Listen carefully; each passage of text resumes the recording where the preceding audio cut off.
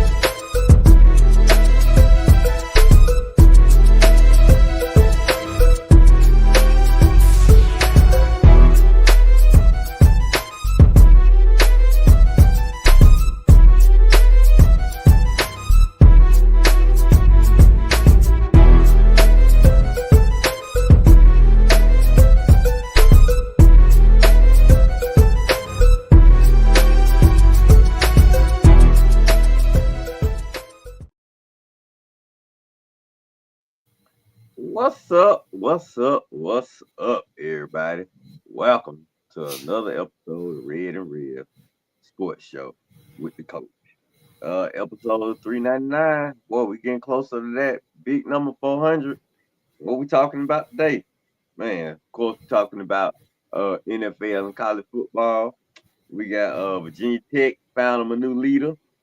Your boy LBJ returns for his 23rd season, NBA record.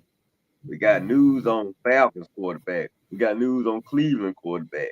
We got drama going on in Philly again. What's going on with the top teams in the AFC? We're gonna find out. And can anybody beat the two top teams in the NBA?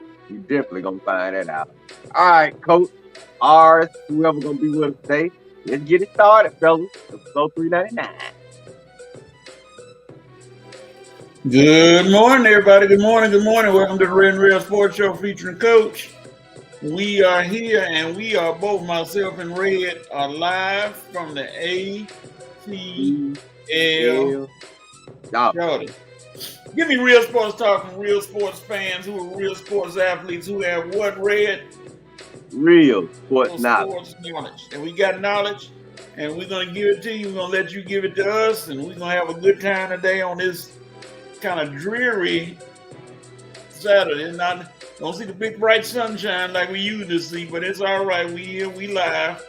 Red and Real Sports Show, and we're gonna keep the party going, which is our custom. And I'm gonna give my number 399, and number 399. You everybody knows me. Used to play football for the Miami Dolphins. He was a big time defensive player. He recently made the Hall of Fame, which, I mean, based on his play, everybody knew he would be there. It was just a matter of time, him getting there. And everybody, of course, y'all know his sister, Joy Taylor, who is infamous for, I should say, making her rounds. I use those words and keep it moving. Number 99, Hall of Famer for 3 times. He had 3 safeties, which is odd for a player to have. He had 3 safeties. Number 99, not number 69, number 99, Jason Taylor, Miami Dolphins. Like I said, you know his sibling, and we're going to leave it at that because she will not be on this show today. No Joy Taylor talk. Red, you know Joy? Yeah, I know Joy. I ain't the only one that know. Yeah, there's a lot of other people that know her, and I'll use "know" in quotations. But once again, we keep it moving. I It's know. family show. I know she don't want no kids. She keep crying about. I ain't trying to be no baby mama. Well, I don't think nobody wants you for their baby mama. Whoever calling you up, trust me, they just lying to you. They just want to date you. That's all. Ladies and gentlemen, if you would, please like and share this broadcast. We want to get more people to watch the Red and Rev show. Come in, and I'm sure you'll be entertained. So like and share the broadcast, and make sure that we spread the word. We're trying to get as many people as possible to come on in and join us. I promise you, when you get in, you will be hooked. You'll be watching every weekend. Nation.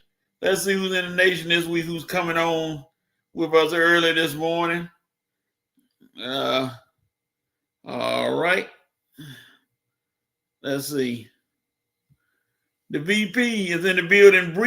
He's briefly in the building, ready to slam down the gavel to begin another fire episode of TRRSS, Rev Night Nation. You know what to do. You know what you're being tasked with. Bring it. The VP, you must be on your way to another big event. Wherever you're going. Safe travels.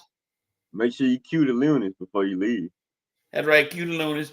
Born Zane, hello. I know. Forgive me if I mispronounced the last part. Joe Black, what's up, guys? What's up, Joe Black? What up, Joe? Do any of the kids have a football game today? I know you'll let us know and see what's going on with them. All right. Uh-oh. The VP says he's on his way to the 35th annual meeting of the 31st high school reunion attendee.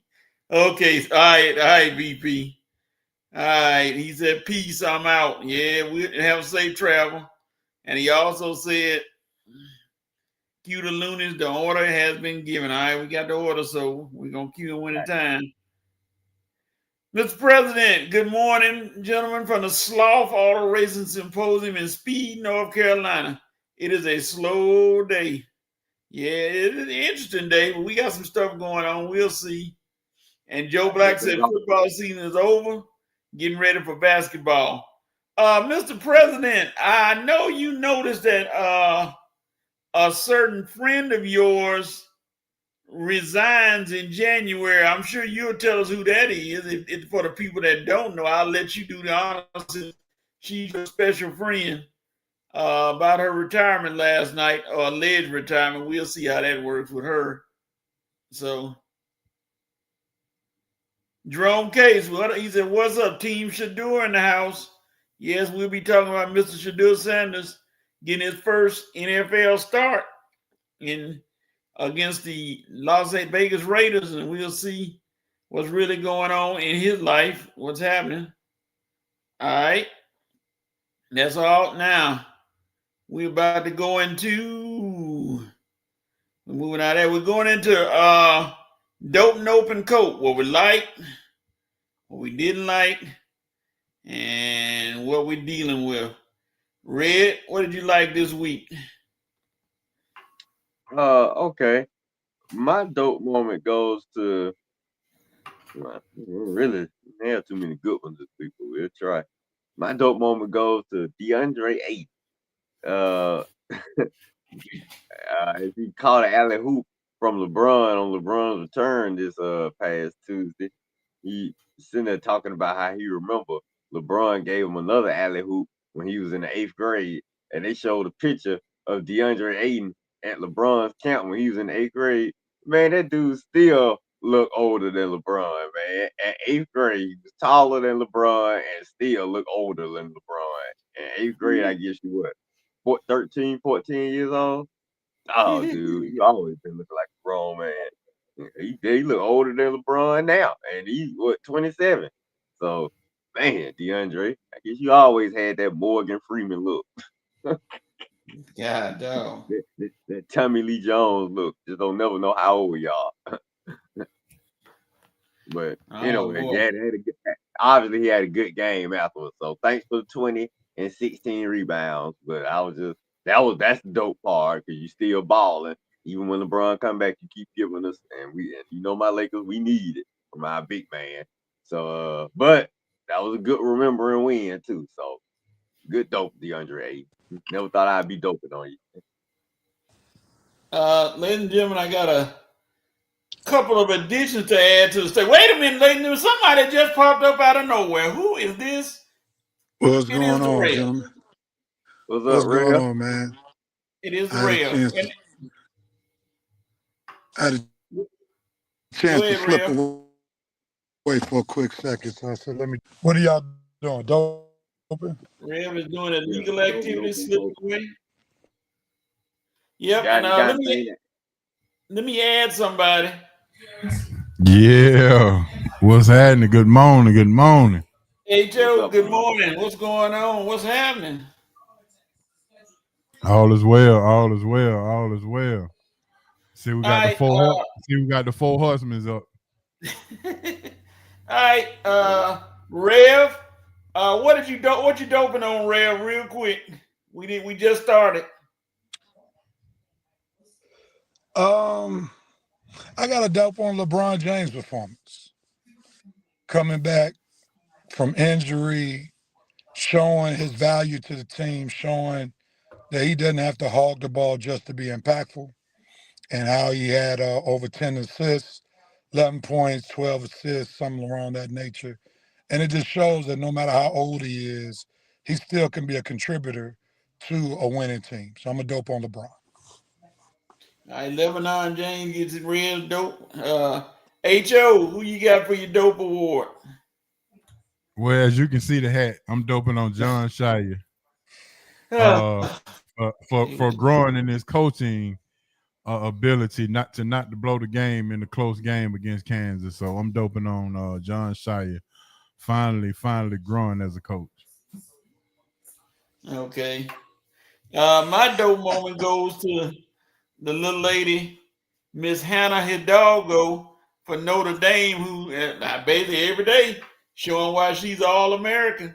She ended up hitting the game winning shot last night against USC in a nice rank matchup. The game, Notre Dame was down almost 15 points, and she wheeled them back. And then she hit the game winning shot. So Hidalgo says, as the team go, I go, the team goes. She says she's gonna take over. So big ups to Hannah Hidalgo for the winning shot against USC in that classic game last night. That's a pretty good matchup all the way. So, and Juju Watkins, bless her heart, she looks like she rehabilitated. She's hopping around a little better, so but she can't help them this year. And USC got a lot of good players too. So they got the freshman Heisman recruit. So we'll see what happens. Rev, give me what you didn't like, and I know somebody gonna steal mine, but it's all right. Go ahead. I know what mine is. I got a nope on those South Carolina Gamecocks. Yeah. I mean, come on, man. What a major debacle that they performed on last Saturday. They go in Texas A&M with the 12-man, beating the brakes. I mean, the brakes off of Texas A&M, and they let them come back from like a 30-3 score or something along that Yes. line. Mm-hmm.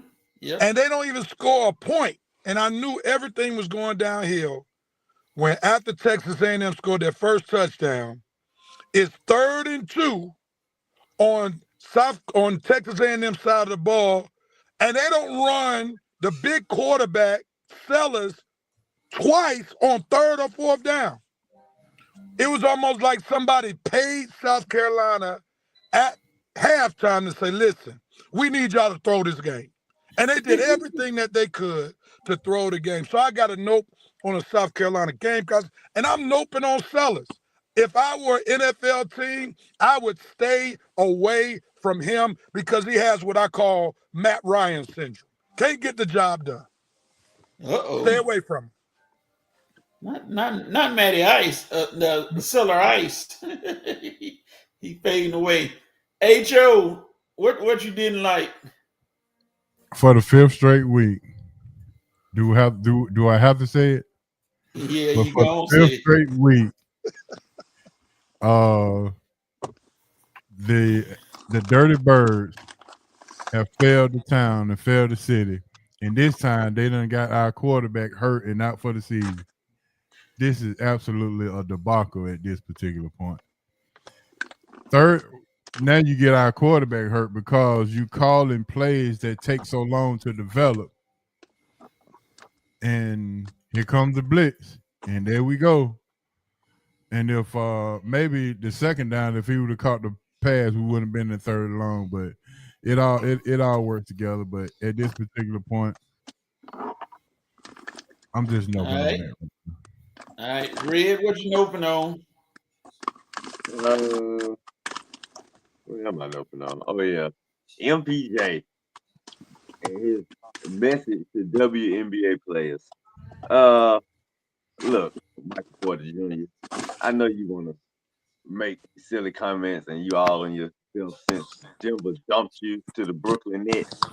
But dude, you are the last guy, the absolute last guy that needs to be talking about WNBA players with your injury prone, sorry, non-clutch, but and you so sorry that Jokic probably had to threaten to ask for a trade request to get you up out of town. So please, out of all the NBA players that need to be talking about Angel McCarthy and some WNBA players, it's some soft bubblegum, injury prone little punk like you. Please, MPJ, let somebody else talk about WNBA players, but not you, okay? You are the last NBA player at all with your brittle little behind, okay? Angel McCarthy was right, dude. Load management off a doggone ingrown toenail, and you got the nerve to be talking about them. Get out of here. Sorry, self. Michael Porter Jr. sucks. Oh no. Trash. Well, my note might be an interesting one. I just saw it, and I may have a few concerns. The Atlanta Braves just re-up Raul Iglesias for $16 million. Oh no, that was real. I know it's real, but why? $16 million. Like $16 million. Why? I mean, I like Rasul.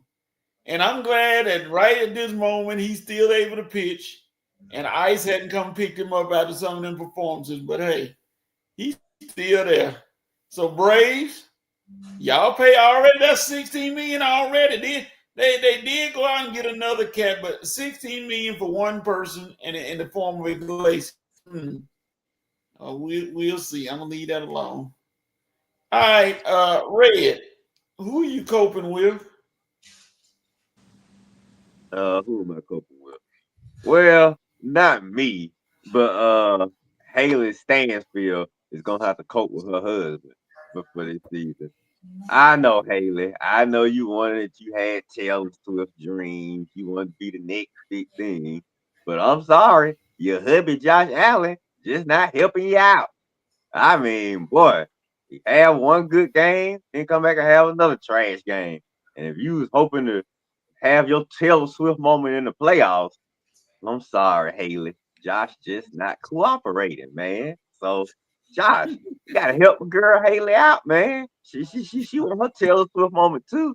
That's why she married you last year. She thought she was gonna be the prom queen come playoff time. It was gonna be all about Haley Stanfield. She was gonna have her Oscar moment with Sinners, and come playoff time, she was gonna be all in the spotlight. See, you was gonna help her promote her award moment during the playoffs, Josh. But man, the way Bill's playing, Josh, it's like she gonna have to go out alone on her awards tour without you. So you stay away because you ain't helping.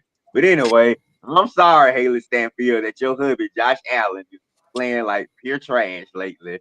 And I know you was gonna have your Haley Stanfield, your Taylor Swift moment. Probably have to wait the next year, Haley, because Josh is not cooperating this year. But hey, you still got Sinners. Rev.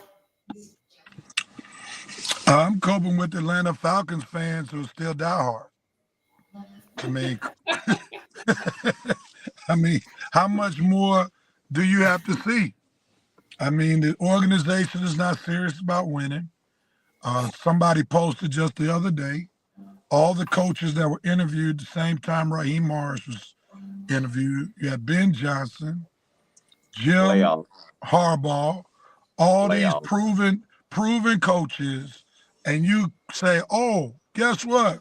We want to go with Raheem Morris over Jim Harbaugh. Come on, man. Something is we want to go with Raheem Morris, who's a defensive guy, over a defensive guy who's already proven himself in the NFL, and Mike Vrabel. And you see what he's doing with the Patriots. I mean, really, Arthur Blank is what I want to say, Jerry Jones light. He just doesn't do it as overt as Jerry. But here's the reality. If you look at all the rest of the coaches, like since Dan Reeves, you had Smith, Quinn, Smith, Arthur Smith, and now Rob. He's getting all these coaches that are not big personalities so that they can still run the organization. And that's what Jerry Jones does. And Arthur Blank is taking a page out of Arthur Blank, so Arthur Blank is taking a page out of Jerry Jones so that he won't lose control of the franchise by getting a coach who probably want to have more hands-on determination with the roster and being the GM. And we see the Falcons are following the same pattern of the Cowboys being Super Bowl-less, even though the Cowboys got the Super Bowls way back in the 90s. But Arthur Blank, man, is a clown. And Falcons fans, y'all keep putting y'all blood, sweat, and tears into this train wreck. At some point, you got to sing like the songwriter, love don't live here anymore. How many times they going to make a fool out of you? So I'm taking more applications for emotionless Falcons fans. I'm taking the applications. And Rev, here's the stupid part. You still got dumb fans saying, ooh, we need to go out and get that guy. We need to go out and get it. Dude, you ain't even got a coach. How about this? How about you get a coach first? How about you get an offensive mind in here first before you start suggesting all these players we need to go get? Every time a player become available, you got these morons. Ooh, let's get that guy. Ooh, let's get this guy. You don't need to get nothing. until number one, you get Arthur Blank senile old dumb butt out the way and back up into the press box. Like I told you, he should have stayed from the get-go. Yeah. Even when he That's bought the number one. team.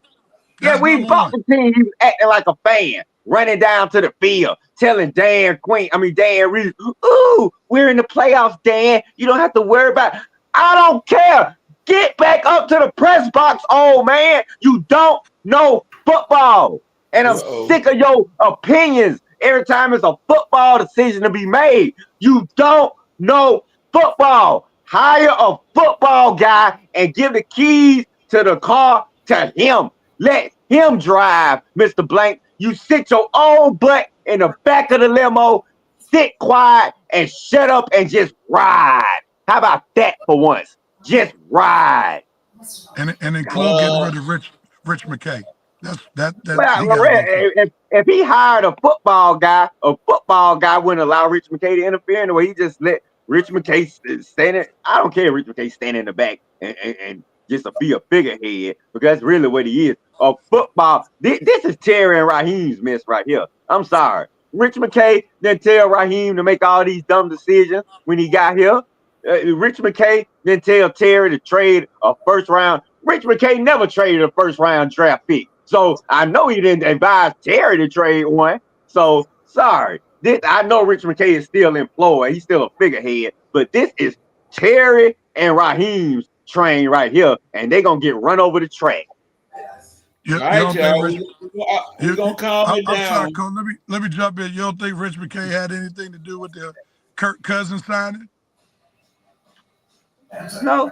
I mean, and he would have to literally come. I mean, I think it was Terry panicking because he didn't feel like his quarterback was going to be. See, even though his quarterback is damaged good, Terry wasn't sure Penix was going to be there at number 8. So when he was there at number 8, well, that's your guy. So you couldn't pass on him, even though you panicked and went out and gave $100 million to another injury-prone fool before that. So now you give $100 million to an injury-prone fool, and then you draft an injury-prone fool at number 8, and now the franchise is looking dumb because we back in the dead zone because we don't have no quarterback and we don't have no first-round pick. Dead zone. Open your eyes, Falcon fans. You're in the dead zone. Stop talking. And then what are you so disappointed about? Did you honestly think the team was gonna win a Super Bowl? That's what I don't understand. What you so disappointed about? God, man, I swear. These morons we got as Falcon fans sometimes. More runs. And I got to sit back and talk to these idiots. H.O., are you in the car? Well, I'm gonna add to it. This simply just proves that we really know who was the big dog over at Home Depot, and it was Bernie Marcus. Maybe Bernie Marcus should have bought the team, and we wouldn't have this other Blake problem. But lying, man. I thought Blake was a business, man. This dude is dumb as dirt. I'm going more of, now the national media is all on TV clowning our leadership situation, in which they should. But what I'm so disappointed about now is now the Atlanta disrespect gets larger and larger and larger because of the dysfunctionality of our leadership situation. So this train is going to just continue until there has to be some change in leadership. So I'm coping with the fact that the national media is on this train, just carrying on with the dysfunctionality of our leadership. They dogging us out, man. They are. I mean, Rev, I've been listening to some podcasts this week. They are dogging us out. That's what I'm saying. All these Falcon fans talking about looking like the sunshine is, the grass is green on the side. Are you paying attention? We are, like I say, dead zone. Ain't no grass on the side. The next season is probably ruined already. So, like, fans, we probably 2 or 3 years away from doing anything, thanks to these morons and these decisions that's been made. And I feel sorry for Arthur Blank if he fixes his mouth to come back, to come on the radio station and say he bringing that food back for one more season. I mean, he might want to do it, but I'm telling you, man, I would love to see the reactions of the fans. Let me say one thing, and this kudos to coaches organization. Everyone coming in thought the Falcons would probably have a much better season than the Steelers, even though they're in two different divisions. But you see what solid leadership looks like. Even in a down year, they still make sound decisions. Even when folk discredited them, they still wound up with a better quarterback situation than the doggone Atlanta Falcons, even though Aaron Rodgers got hurt. I mean, it just shows you what stability looks like. And this is why a Steelers organization's had 3 coaches in like 4 decades. Meanwhile, we've been the Falcons been about 10, 12 years and got 4 coaches. 15 years got 4 coaches. So it just shows you that the leadership got to change before any real change happens with the Falcons. And the change got to be, if Arthur Blank ain't going to give up the franchise, then you got to hire a coach that knows what they're doing, and you're going to give them the latitude to do what they need to do. I throw that in there, Coach. Give your boys some kudos. Well, yeah, we're gonna park that car right now because I got a feeling this could go on for another rest of the show, and it'll probably be 3 o'clock when we finish. It'll probably be about 3 o'clock. So we're gonna come back to it, of course. And I know how y'all are. I know how it feels. You know, you gotta look at a franchise that was expected without a doubt to be playoff contenders, and now there's just you see tumbleweeds down there. You can say pure trash, Coach. You say pure No, trash. Coach, you don't know how we feel, dog, and you never will. You will never understand how a Falcon fan feel come football season. I promise you, you'll never understand. You're a USC fan and you're a Pittsburgh Steelers fan. Rings all around. Falcon fans have 0 rings, Coach. You won't understand how we feel. Well, no. You got rings in the toilet seat because that's all we've been doing. Yeah. Well, speaking of USC, my coat moment goes to, on another note, to the Oregon Ducks. Oregon today in this big matchup is going to be without their top 2 wide receivers for the game. And I know they're at home, but let me tell you something, Oregon. You don't want to be missing any parts of this game because we are coming into Eugene, Oregon. We right on the precipice of a playoff berth and whenever, and we're gonna try to make some noise and gonna take you out. Now they still got the big tight end. I think his name's Sam, who built like a brick house, who hadn't been stopped yet, and they still got Dante Moore. But we're gonna try to exploit the fact that you don't have your tight end because we got L and L as our tight ends in the tradition of the L's for USC for London and Lee. Now we got Lemon. We got coming in. We got some wideouts coming in, still in there. So Oregon, I don't feel sorry for you. Man up, get another man in there and play. But we're gonna move on. All right. As far as the Rev 9 Nation dope and open coach, Lord have mercy. There's a bunch of people lined up today that have been listening to us, and now it wasn't nobody a minute ago. No, it wasn't, but they are loaded for bear. Oh, they must heard today. it. I gotta scroll way. Rev, you got them pumped up with Falcon talk. I know Winston probably. Winston heard that Oregon. All right, let's see. I go back to the president who talked about his favorite political moonbat, Marjorie Taylor Brown, not Green, has resigned. Is resigning in January from Congress, which is a shock to everybody because her and Trump been having back and forth on a side sports note. So she just said, "Forget it, I'll quit," and shut it down. And y'all don't have to see her no more. I smell a setup, but because she crazy as like the old folks say, as a shot rabbit. So I don't trust her anyway. All right. Joe Black said his dope moment is Kirby and his coaching staff owning Texas again. I love that onside kick call. Yeah, that was what we like to call in the boxing industry as a sucker punch. And you wasn't ready for it. And they got the sucker punch from Kirby and the boys at Georgia.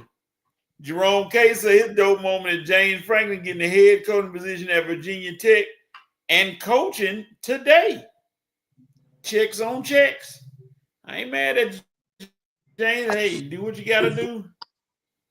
Dope moment Armstrong, 1990. Good morning. Dope Bryce Young. A much-needed bounce-back game after that awful performance against the Saints, but now he has to be consistent. Yeah. Wait a minute. The president said dope moment. Rev looked like he about to collect some funds off the block. New York under.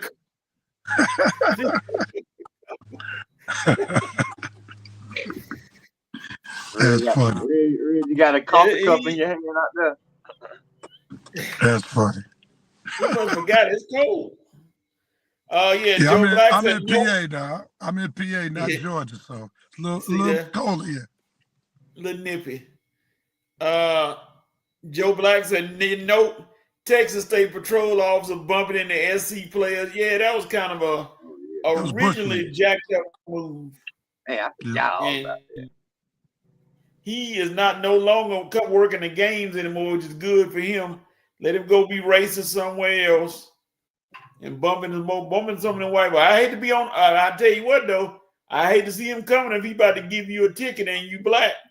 You better be there. Better drive careful around them streets. Yeah, he definitely gonna take it out on somebody. Yep. The president said, "Dope." I will give LeBron James his props. 23 NBA seasons of balling. If I can open eyes in the morning without breaking something, that's a win for me. Yeah, LeBron, like the Energizer Bunny, keeps going and going and going. So, big time. He also said, everybody, dope moment, everybody that rode that Oklahoma train. Yeah, I think there were quite a few on Reverend Night Nation rant who wrote it. Big ups to Reverend Night Nation. Big up. Yeah, they were all over that one. They called big upset. They got it. It might happen to them today against Missouri, but we'll get into that in a few minutes. So we'll see. Joe Black said, "Coach, injuries may save a coach that don't deserve saving. I really believe Raheem will get one more year because of the amount of injuries." Now the damage has been done before the injuries. The damage was done before the injuries. That'll prove what he don't need to be making football decisions if that happens. The president said, "Nope." Moment the South Carolina Game Falcons. Yeah. Not the Gamecocks, the Game Falcons. Jerome K said, "Nope." Florida State University and the Falcons refusing to fire their head coaches. Mike Norvell and Raheem Morris are the same person. Oh Lord, yeah, he lost last night too. I feel him like Shaka Khan. In Norvell's defense, he did have a good season until his quarterback got hurt that year. Yeah, so he has experience winning something. Raheem ain't won nothing. Right. Joe Black said, "Either Red, why you got Matt catching strays?" Young Matthew Ice. Oh man, I'm starting the Matt Ryan defense now. Lord have mercy. That's the last thing we need. They think you're never gonna have Trey Young fans come on here. The president said, "No, George Pickens and CeeDee Lamb apparently was auditioning for a crisscross video in Las Vegas.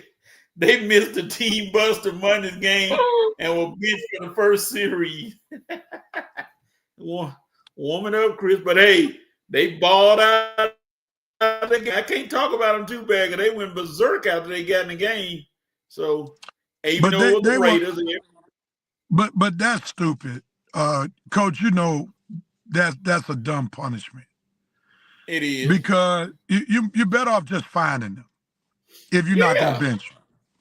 That little benching for a first series, oh my gosh. That's like That's like hitting you on the wrist back in kindergarten when you messed up and did something. Stop that. That's all that was. And they said, "Wham, okay." In the store. It was Yeah, that kind of wasn't a serious pathetic. punishment. Thomas, the president said no. Jamar Chase was talking spit on the field. Anything goes in the NFL field, but for that, he lucky his head wasn't rolling to the end zone.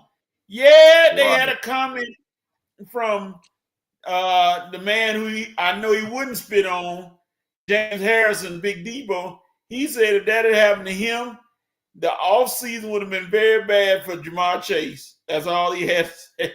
He said his offseason would have been very painful. Real talk, the NFL is going to have to do something quickly because that's 2 spitting incidents in one season. And it's not going to end nicely for somebody if this keeps on. Because that's the ultimate sign of disrespect is when somebody says, I don't respect you so much, I'll spit on you. Mm-hmm. That they're gonna, like, you might have to give suspended like 5-6 games for them to really get the message. But that one game stuff ain't enough. And I was disappointed. I was disappointed with some of my Steeler fans while y'all talking about fans who went off on Jalen Ramsey, talking about, see, what he doing in a game like this getting kicked out? I said, first of all, know both sides before y'all start running y'all mouth. He had a reason for doing that. He wasn't going to punch anybody just for no reason. The thing at de-escalating his fault, but then what's name spit on him. And then that's why he got mad. I said, know what's going on first. But that's where the NFL should borrow a page out of the NBA. Where when altercations happen, the NBA goes to the replay to look at what happened. Yeah. And if you look at the replay, then you got to let Jalen Ramsey stay in the game because you got to allow the man to react after being spat on. Come on now. Yeah. Stop the foolishness. Simple as that.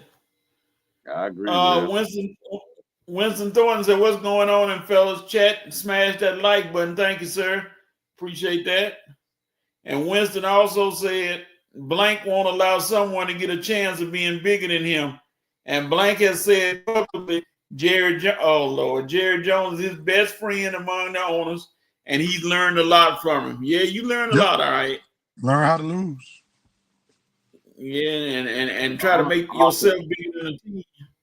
The author, you got to remember, Jerry has his 3 rings. You have 0. So no matter how much he messing up now, dude, when he's done, he can look back at those 3 rings. How many trophies you gonna look back on?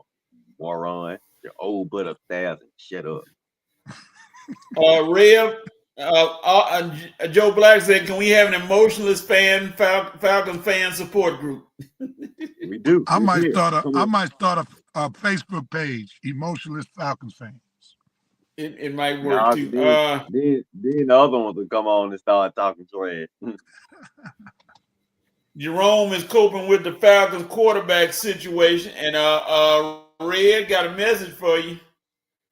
Jerome said, "Red, you were the biggest Raheem Morris fan. Stand by your guy. Stand." No, that was a while ago. Remember, I was the biggest Raheem Morris hater after that Washington game last year. So keep up with the show, Jerome. I know we don't ban you a few times, but try to keep up with the show. Not banned. Oh, Lord. Armstrong 1990 said, Red, I'm going to be honest. I don't think the Falcons not having a first-round pick is a big deal simply because of James Pierce. Pierce is playing like a top 10 pick. Not against the run, yeah. Well, I would agree with that, and we have to remember that the Falcons traded that pick based on the belief that they were going to be good this year. So they were anticipating that pick to be in the late 20s, not in the top 10. So I would have to say, to Dante's point, overall, Pierce has been solid, from where he's been picked. And again, the Falcons were under belief that pick was going to be in the 20s next year. It's just that they dropped the ball. He also said, and keep in mind, Xavier Watts was included in that same package, and he too is playing like a first-round pick. Falcons' issue is their coaching, not talent. That first-round pick isn't a deal breaker. I agree. All right. It becomes a deal breaker now because the Falcons need a quarterback. That's where it gets messy. Exactly. That's why I've become a deal breaker. Winston Thornton said, when someone shows you who they are, believe in the first time they do. Put perfume on poop, and it just becomes sweetest smelling poop. Still stink. I don't know why people put perfume on poop, but like putting lipstick on the pig. Yeah. Joe Black said the Falcons ain't won since they tore down Mount Vernon Baptist Church. That's true. And include friendship in that too. Yeah. Friendship, yeah. Winston said, that's cool. Those Oregon wide receivers ain't been here for the past 6 weeks. We about to beat the leather chaps off them Trojans today. Coach, it's been about 3 years since we heard you talk big and bad about USC, so you're smelling yourself a little bit, Coach. Well, it's just like playing the old adage, playing a game of horseshoes. You get close, you start talking. You get that ringer, and then you get right up on the stick, and you feel pretty good. You throwing pretty good. So right now we throwing pretty good. Giving it props while I can. Because if Lincoln Riley lose, next week you're going to hear a whole nother story. So stay tuned. I got you. The president said, Coach, the Atlanta Falcons have become the Temu version of Magic City. No young ho and they are stuck with a broken penis. I see myself right now. Oh my goodness. That is hilarious. Moving on, family show. Moving on, family show. That is hilarious. Lord have mercy. Wow. Winston Thornton said, dope. Braun coming back and showing why he the GOAT. Doesn't matter what the system is, he can excel in it. Yeah, like I said, we can talk about LeBron all we want, but he is that dude. He's the only player besides maybe KD you can put in any system. Yeah. Winston Thornton said, nope, Jamar Chase spitting in line like they in a million cameras recording every angle of every game. Yeah, Jamar. I noticed something, though. Jamar used to be on this little cereal commercial or something. I ain't seen him since that happened.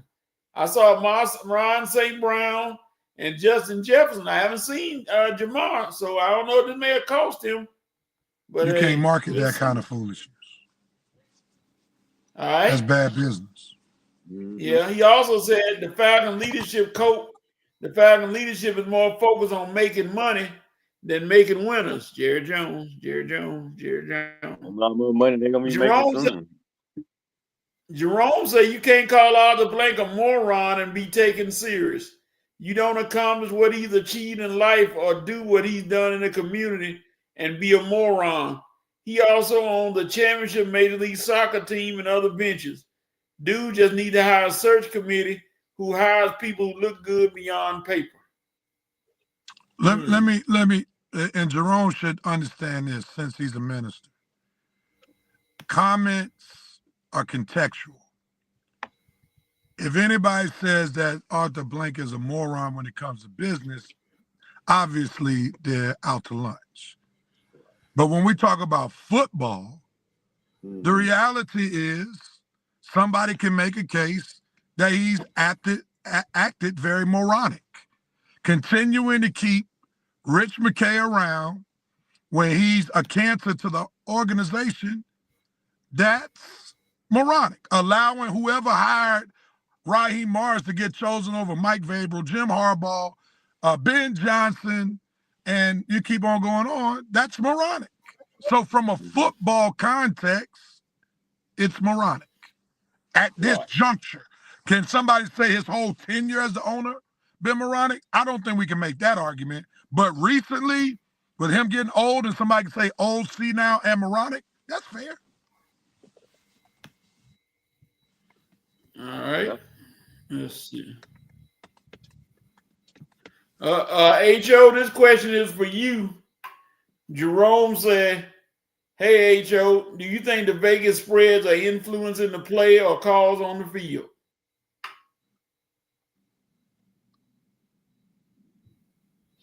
Oh, that was isn't it obvious? Yeah, isn't it obvious? Of course. Super obvious. I mean, they gonna make their money somehow, some way, in any way that they can. So yeah, the influence on the field is gonna be so we can't say the word red, we got to say influence. So yeah, that is the correct verbiage, influence. Okay, influence. That's our new catchword for the day. Jerome says, if you spit, you will get hit. And I don't know if he talking to you, Red. He saying, come on, Trump or Rev, I've never been banned. Trump just makes stuff up. I don't know who he calling Trump. I think he's talking about the Red, because Red said we banned him. Oh, yeah, okay. All right. Let's see here. Yeah, the nation is wide open today. Joe Black said, well, Rev, in my opinion, there aren't any first-round quarterbacks. That's a good argument. That's a good point, because nobody you're trying to move heaven and earth to get. So if the Falcons are going to be without a first-round pick, this is the year for it, because you're stretching this draft class. When you got your boy out of Alabama, what's his name, the quarterback? Todd Simpson. When people all of a sudden throwing him as a first-round draft pick, possibly the first pick, that lets you know that there's some real head scratches at the top of this draft when it comes to the quarterback position. So that's a good point. Well, let me add to that, Real. It don't matter who the quarterback is. It's the play. If the play caller don't get any better, I don't care if Terry Bradshaw or Troy Aikman can be the quarterback. The play caller is atrocious, and if they don't get out of that dang on pistol, I mean, it's just sad. So a quarterback without a play caller is nothing. Yeah, and you're seeing it live and in living color with the resurrection of Caleb in Chicago. Right. You know, I mean, the proof is in the pudding that the play caller matters. We saw it in Atlanta. You go get a great play call, Matt Ryan's an MVP candidate. MVP rather. He's an MVP. You take a great play caller away from him, he's an above average quarterback in the NFL. So play callers, to your point, they matter, man. And that's why I say you got to get an offensive coach for Penix. You can't afford to get a defensive mind, because you already saw if you get a good offensive mind, they have a great season like Kyle Shanahan did when the Falcons went to the Super Bowl. They're going to take him away. Caleb Williams is in great shape in Chicago because his head coach is the offensive mind. And the Falcons got to do something along that line if Penix is somebody they desire to be the quarterback in the years to come. I've been praying that the Falcons go outside of the box and get a John and Jay Gruden, two offensive minded guys, if the NFL can forgive John for whatever they got going on. But the two offensive mind, John and Jay Gruden, with the Michael Penix, if he comes back healthy, I think will be outside of the box, something that they can lean on. But you know, maybe we need to put pass the plate around and get some prayers in for that one. Well, I don't know if that's going to work, Ho, because I think John Gruden got fired because of racial remarks, right? Yeah. Yeah. So think about the fan base in Atlanta. Atlanta has one of the biggest black fan bases. So even if the NFL was forgiving, I don't think the Atlanta fan base that has a lot of African Americans within it would be too pleased about that hire. All right, well, take his brother then, Jay. Well, we might as well keep Raheem. Right. Because Jay ain't hard? proven, man. Man, We need a crazy proven coach. We need a Right. proven coach. Hard stop, man. I don't want you to be another Falcon fan. Crazy suggestions, man. Just be patient. Let's be patient before we start making suggestions. I think we just need to wait till the I got a name. I got a name Who? of a proven coach. Mike Don't say Mike McCarthy. McCarthy. See, I Mike knew, Red. McCarthy. That's where you was gonna go. I will heard that name too. He proved himself in Green Bay. He proved himself in Dallas. If he had better ownership, he could have done even better. Does he So, have? like, He won't have better for ownership down here. For right now, I'm not looking for the splash name. I'm looking for the proven name. You got 4 coaches that you're betting on to try to see if they're gonna be a good coach. You did that with Quinn. You did that with Mike Smith. You did that with Arthur Smith. You're doing that with Raheem. None of them were proven. Now it's time to get somebody who could bring some stability, and Mike McCarthy is the only offensive coach I know that's available that will give the Falcons some level of stability. That's what the Falcons need more than anything. I'm not even excited about trying to get this splash offensive coordinator. I'm not excited about getting Mike McDaniel. Mike McDaniel's not more accomplished than Mike McCarthy, and he's not a leader of men. I would go after Mike McCarthy. That would be my selection. But yeah, if you want a quick fix, that's the name to look at. But I don't think McCarthy will be a long term fix. It might maybe 2-3 years, and then you have to go get somebody else. But we'll see. But I think personally, I think they need to hire the GM first. Hire the GM. Hire a good GM. Hire somebody like I don't know if you saw my post, but like the guy to Philly, Alec Hallaby. I feel like if you put him in charge, let him take over the football operations. Well, first you need to let other blank let his son take over and get some new eyes on and have that. Well, I just want the ownership to stay out of it, man. Hire the GM, and that is the football guy. We don't need to hear no more from the owner or Rich McKay. Hire a GM and let the GM be the voice of the team going forward until you fire him. I'm saying, but as long as he's hired, let him be the voice of the team. We got that. I don't want to hear all these different voices with all these decisions. One guy, one decision maker. Just like you did when you had. They're not gonna hire a voice that's bigger than theirs, so we can. They don't know what they're doing. If that's the case, Red, where we got all these voices, then has Terry Fontenot been given a true chance to be the voice?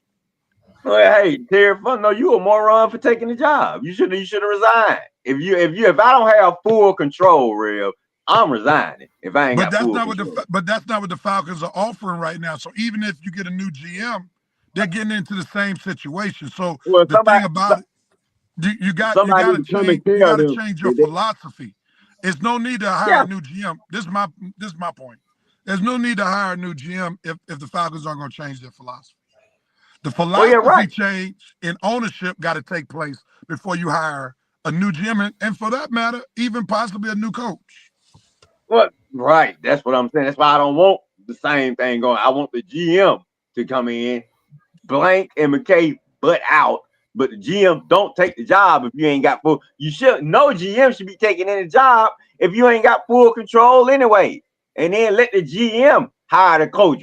Arthur and Rich need to stay out the next coaching hire. Seriously, I don't need to hear their voice on any more coaching hires. Hire a GM and let the GM do his freaking job. That's what you have GMs for.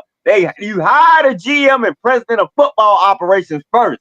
They go out and examine, evaluate the team, and see who is the best possible coach I can bring in here to fit my team. You don't hire a head coach, hire an offensive coordinator, and then come back around and hire a GM after the head coach and all the assistant coaches have been hired. Then what power does the GM have? You already done pulled my balls off from the doggone nerve, moron.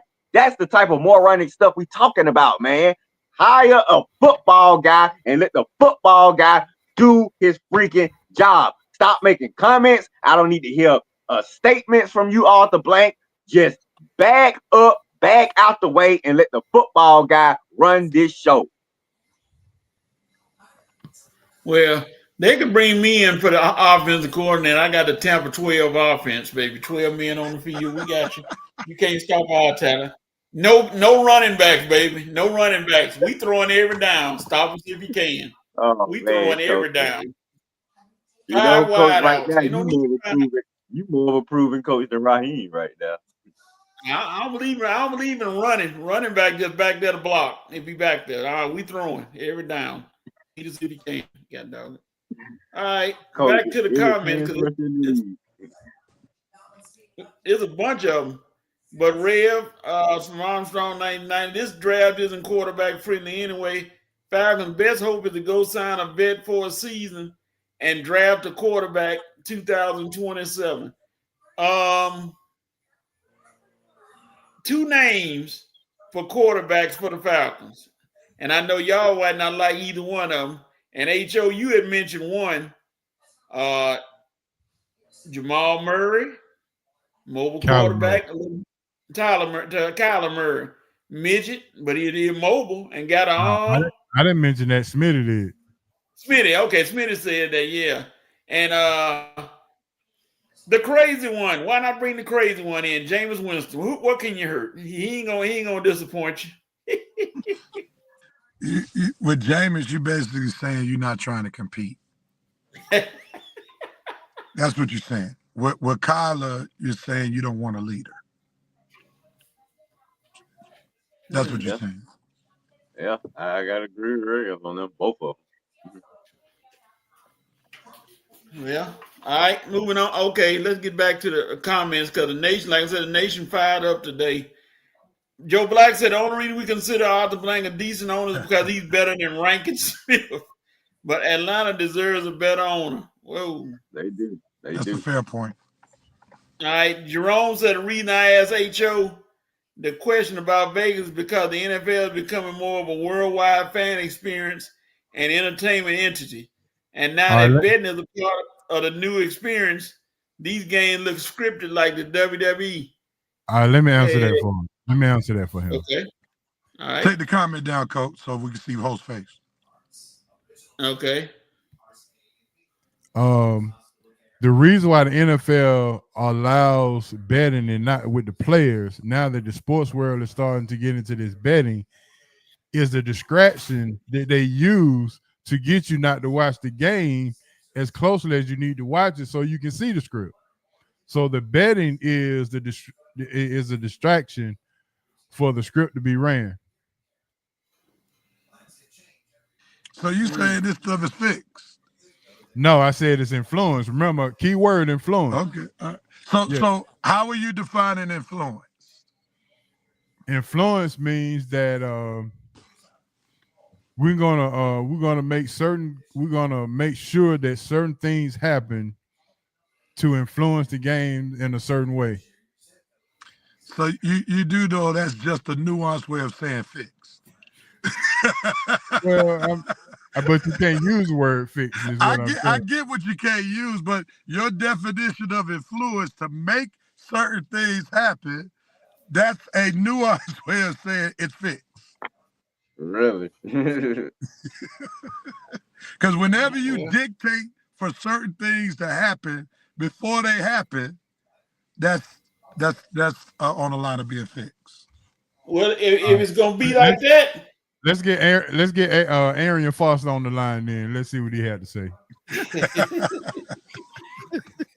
you're gonna do that, you might well get Paul Crew out of lockup for the longest yard who fixed games. And hey, we'll see what happens.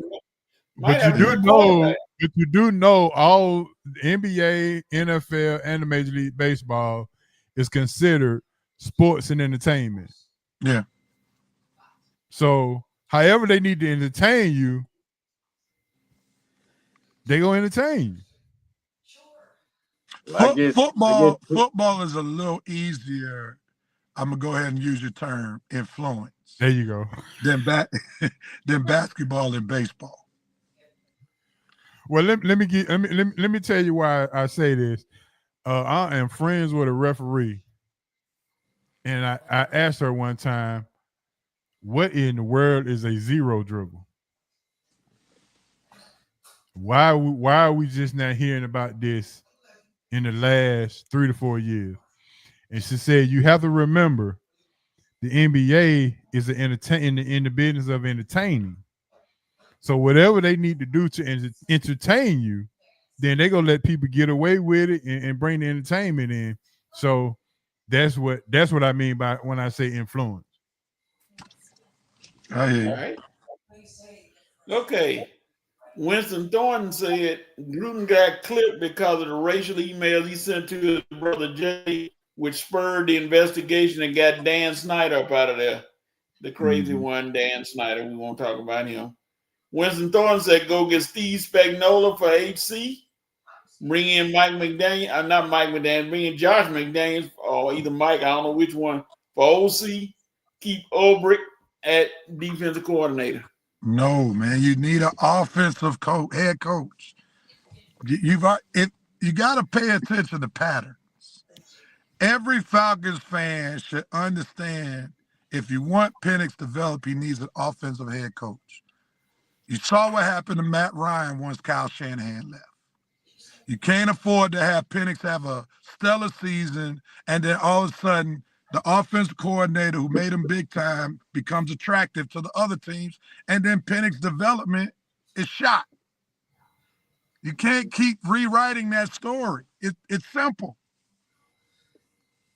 Unless you got Peyton Manning, unless you got, we can't even say Patrick Mahomes in that vein because we don't know what Patrick Mahomes is without Andy Reid.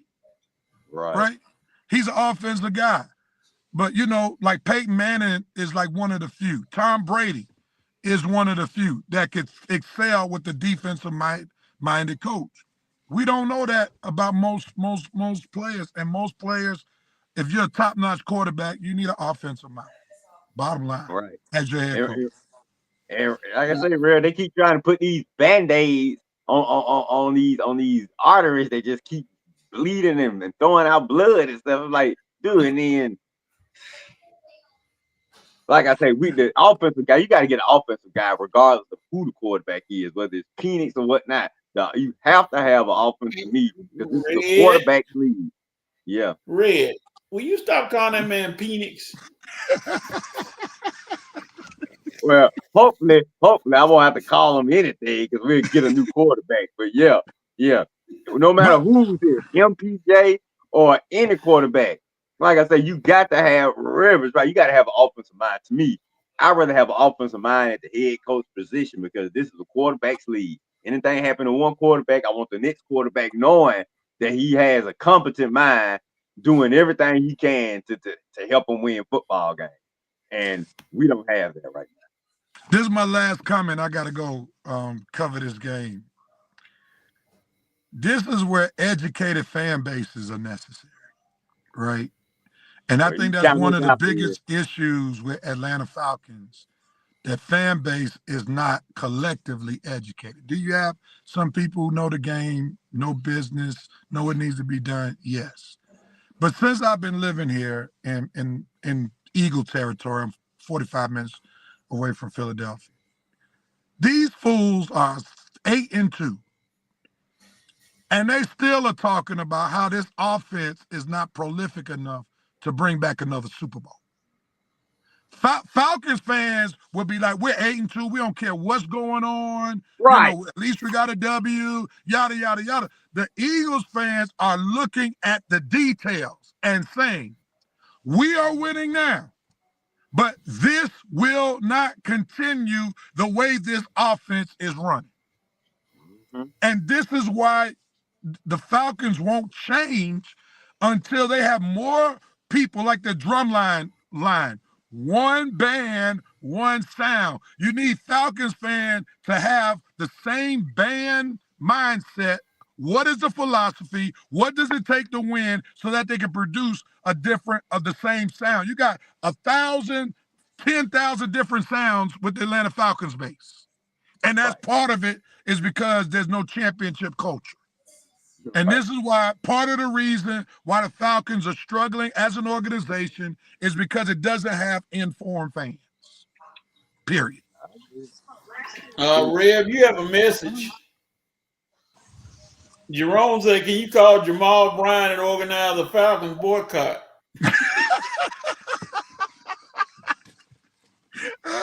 That was hilarious. Not Jamal. That was hilarious. Y'all have a good show, man. I'm sorry for taking so much of y'all time. I got to get out of here. No, you good, Rev. All right, appreciate it. We need, Falcon fan need to hear that, man. All right, man. Y'all take it easy. All right. Joe Black said, so this is an honest question. With our structure, the Falcon job, is the Falcon job the best that's going to be available? Joe, yes or no? Did you not just hear Rev? Why would you think the Falcon job is the best available? Do you not see the two more runs that we got? Arthur Blank, long as Arthur Blank and Rich McKay around, is nothing that's going to be best about the Falcon job. Like, we still don't even know who the GM is yet. So, no, ain't nothing best about the Falcons right now. Nothing. Is that you can add, instead of best, put worst on it. We the worst of everything right now. All right. Jerome said 1-800-FALCON. Yeah, that's the new thing. Okay, enough of these jokes, man. Real comments, please. Winston said, you tell me any business that's going to introduce $1 billion entity and they're not going to skew it so that they're getting a sizable chunk of the pie fixed. Okay. Influence. Yeah, influence. Jerome said, let me see if I can pull it up. It's not fixed. It's NFL predestination. Okay, that's a new word. Predestination. Influence. Right. I'm surprised you know how to use that word. All right. Can't say that Rev look at Vrabel and May right now.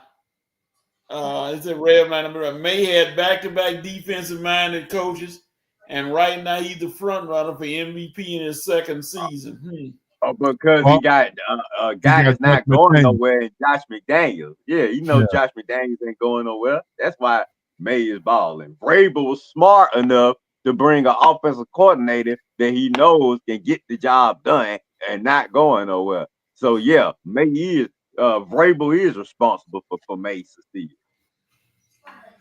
All right.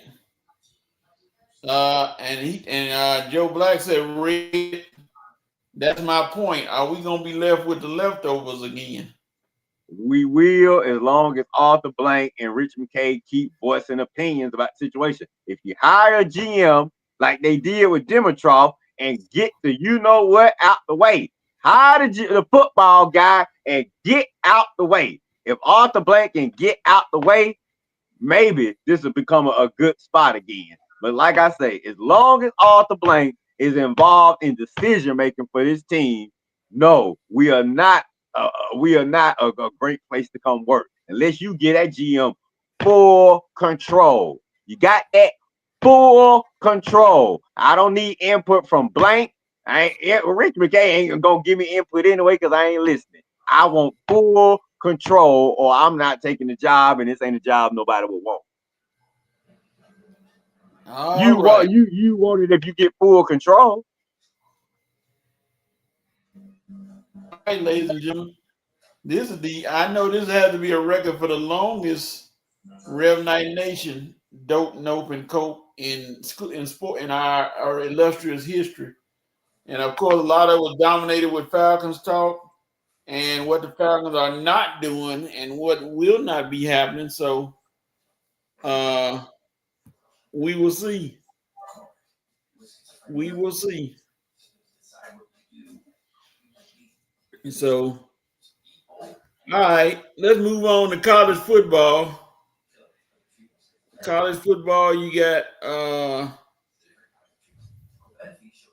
lot of. I think this is a semi-off week for everybody since it's the what's the name? Since it's the week before the big games, all the rivalry games. So yeah, you got suckers playing, getting sucker games like Georgia and Charlotte, Texas A&M and Samford, uh, Alabama against Little Sisters of the Poor, and all those games. You play those teams. So hey, that's what we got. We only have 2 games to pick from this week, and we're gonna roll right through them so we can keep it moving. Cause we uh gotta go. All right, number 22 Missouri against number 8 Oklahoma. I'm smelling a trap game for Oklahoma, but we will see. Ho, who you got between Missouri and Oklahoma? I'm gonna go with Oklahoma. I just don't see them being upset at home. I see them taking advantage of the momentum ride that they had over Alabama, and they're going to continue on and try to stay within striking distance of the playoffs. So I'm taking Oklahoma. All right, Red, who you got? Oklahoma or Missouri? Ain't no way Missouri going into Oklahoma and doing anything. Like I say, couldn't even handle somebody in their own house. They couldn't even handle Vanderbilt in their own house a few weeks ago. Now you're gonna go into Oklahoma and beat the team that just beat Alabama at their house? Yeah, right. Keep dreaming, Missouri. Oklahoma wins convincingly. All right, yeah, I'm gonna go to Oklahoma too. I think Oklahoma hit their stride. They like, here we go. Red, I see the Falcons' favorite quarterback is on TV right now. Oh Lord. Who? Oh, Mariota. Looking a little slimmer. We out there pumping up Oregon. Yeah, he doing the picks this week, so looking a little slimmer. They done beat the weight off of him. All right, and let's see. USC against Oregon. That's the big matchup of the day. Got a lot of teams that playing tough games, but this seemed to be the big matchup of the day. So Red win between USC and Oregon. I just found out that USC had lost the defensive back, so hey, I ain't talking about their wideouts anymore.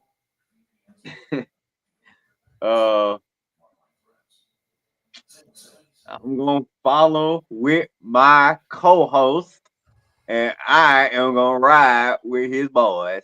And even though they used to be my hometown team, I used to stay in LA too. And boy, coach, I was out there doing the Reggie Bush, Pete Carroll, Matt Leinart days. So you can imagine how Saturdays were in LA. I mean, traffic going down Figueroa during them days. Whew, glad I ain't have to work on Saturday because boy, it took me about an hour to get to work. But I'm gonna take coaches, USC boys, to keep trying to let the world know that they are back. They are back in the championship playoff contending role, and they're gonna prove it if they upset Oregon in Eugene today.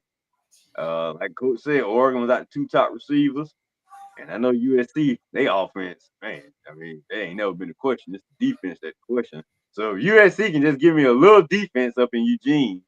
I know Coach just said they lose. They lost. You lost your number 1 cornerback. No, we lost defensive back. Oh, okay. Well, I'm hoping that one injury or game miss ain't gonna keep USC. It ain't gonna stop USC from scoring though. So Oregon, you still gonna have to stop them from scoring. And if you missing your 2 wide receivers, shouldn't be that hard. But for their defense, I'm gonna take USC in the upset because they trying to prove to the country that they back. So beating Oregon, that'll go a long way in doing that. And you know me, I tell you, I enjoy any moment I can get on Winston's ducktail. So all right, Winston, you lost. I will let you off the hook a few weeks ago. Let's see if USC do the same. I don't think so. Go Trojans. All right, Ho, who you got? Yeah, I think USC might sneak this one out. I think USC will sneak this one out because what better to have two West Coast teams fighting for a chance to be into the playoffs. And I think Right. they need USC to win this game so they can get back in the forefront because they have the name. Oregon have the skills, but USC has the name. And if they have the name, the West Coast, they trying to get as many viewers. Remember, influence. They trying to get as many viewers from the West Coast to watch the playoffs as possible. So this is the biggest game other than Notre Dame. But to be the Oregon team that's ranked right now would say a lot about USC. So I think USC sneaks this one out. Influence. All right. Let's see Right. here. They need it. They need LA up in the playoff. West Coast. Jerome said Missouri for the trap game upset. Well, you not an upset specialist. He said USC sneaks past Oregon. Joe Black says Oklahoma. And of course, Winston, not Winston. Winston said Oregon gonna run the rock all over USC. Winston, y'all got Whittington and that other guy running, but it's gonna be hard to stop. We gotta lock down the pressure. So we will see. We'll see how that because USC is number 1 in total offense, and Oregon is number 3. So it's gonna be a shootout, that's for sure. The president said, let's see. The president said he's gonna take Oregon. And here come the smell. Push pick. Missouri will shock the world, beating Oklahoma. So the president, there you go. He called it out. He smelled it. So we're gonna see what happens on that end. All right. I need to see this one come to fruition, President. I just don't see that one. Well, we had a long, healthy debate dealing with the Falcons and everything Falcon related. But it's halftime. We made it to halftime on the Red and Red Sports Show. When we come back, we're going to do 5 for 5. And we also going to do our pro picks. Some interesting pro game this week is going to start to separate a few people. So we will see what happens. All right. Let me get the thing up. Oh, boy. Let's see here. There we go. Stay tuned. Find my music. Get my halftime music ready. Y'all don't go anywhere. We'll be back. Come on back and check us out. We're going to show you and see what happens with the pro picks. Like I said, interesting game.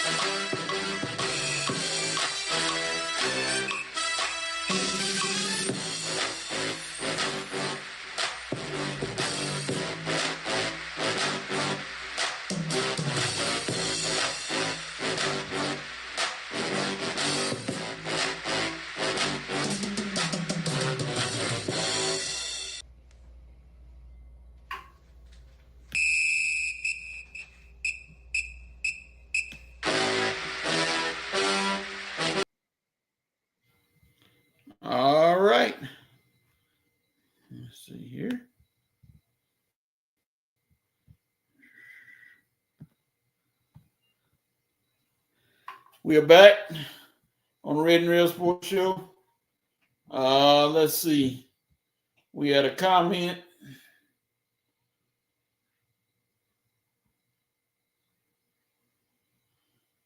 Jerome said this ain't a pick, but Colorado's Juju has a breakout game for the win over Arizona State. Got to support the freshman hometown. All right, we're gonna say we don't have to because he choose UGA. So shit, I thought he was gonna choose to stay home. Going all the way out there to Colorado. But Georgia got another commit coach, and that Jaden, what's the guy named Jaden Evans, I think. The dude that visited him last week. He gave him a commitment. So we got Curtis and we got him. Boy. And Kirby talking about Gunner gonna start next week. Man. Yeah. I mean next year. I don't know, man. Curtis said he want to play, but I guess we'll have to worry about that when we get to it. Yeah, Gunner, the man with the name. And he just turned himself into an elite player. I never thought he'd be an elite man. Gunner is balling. He is really balling. Because our defense ain't as best as it has been. But man, Gunner been winning games. I just put it like that. Okay. All right.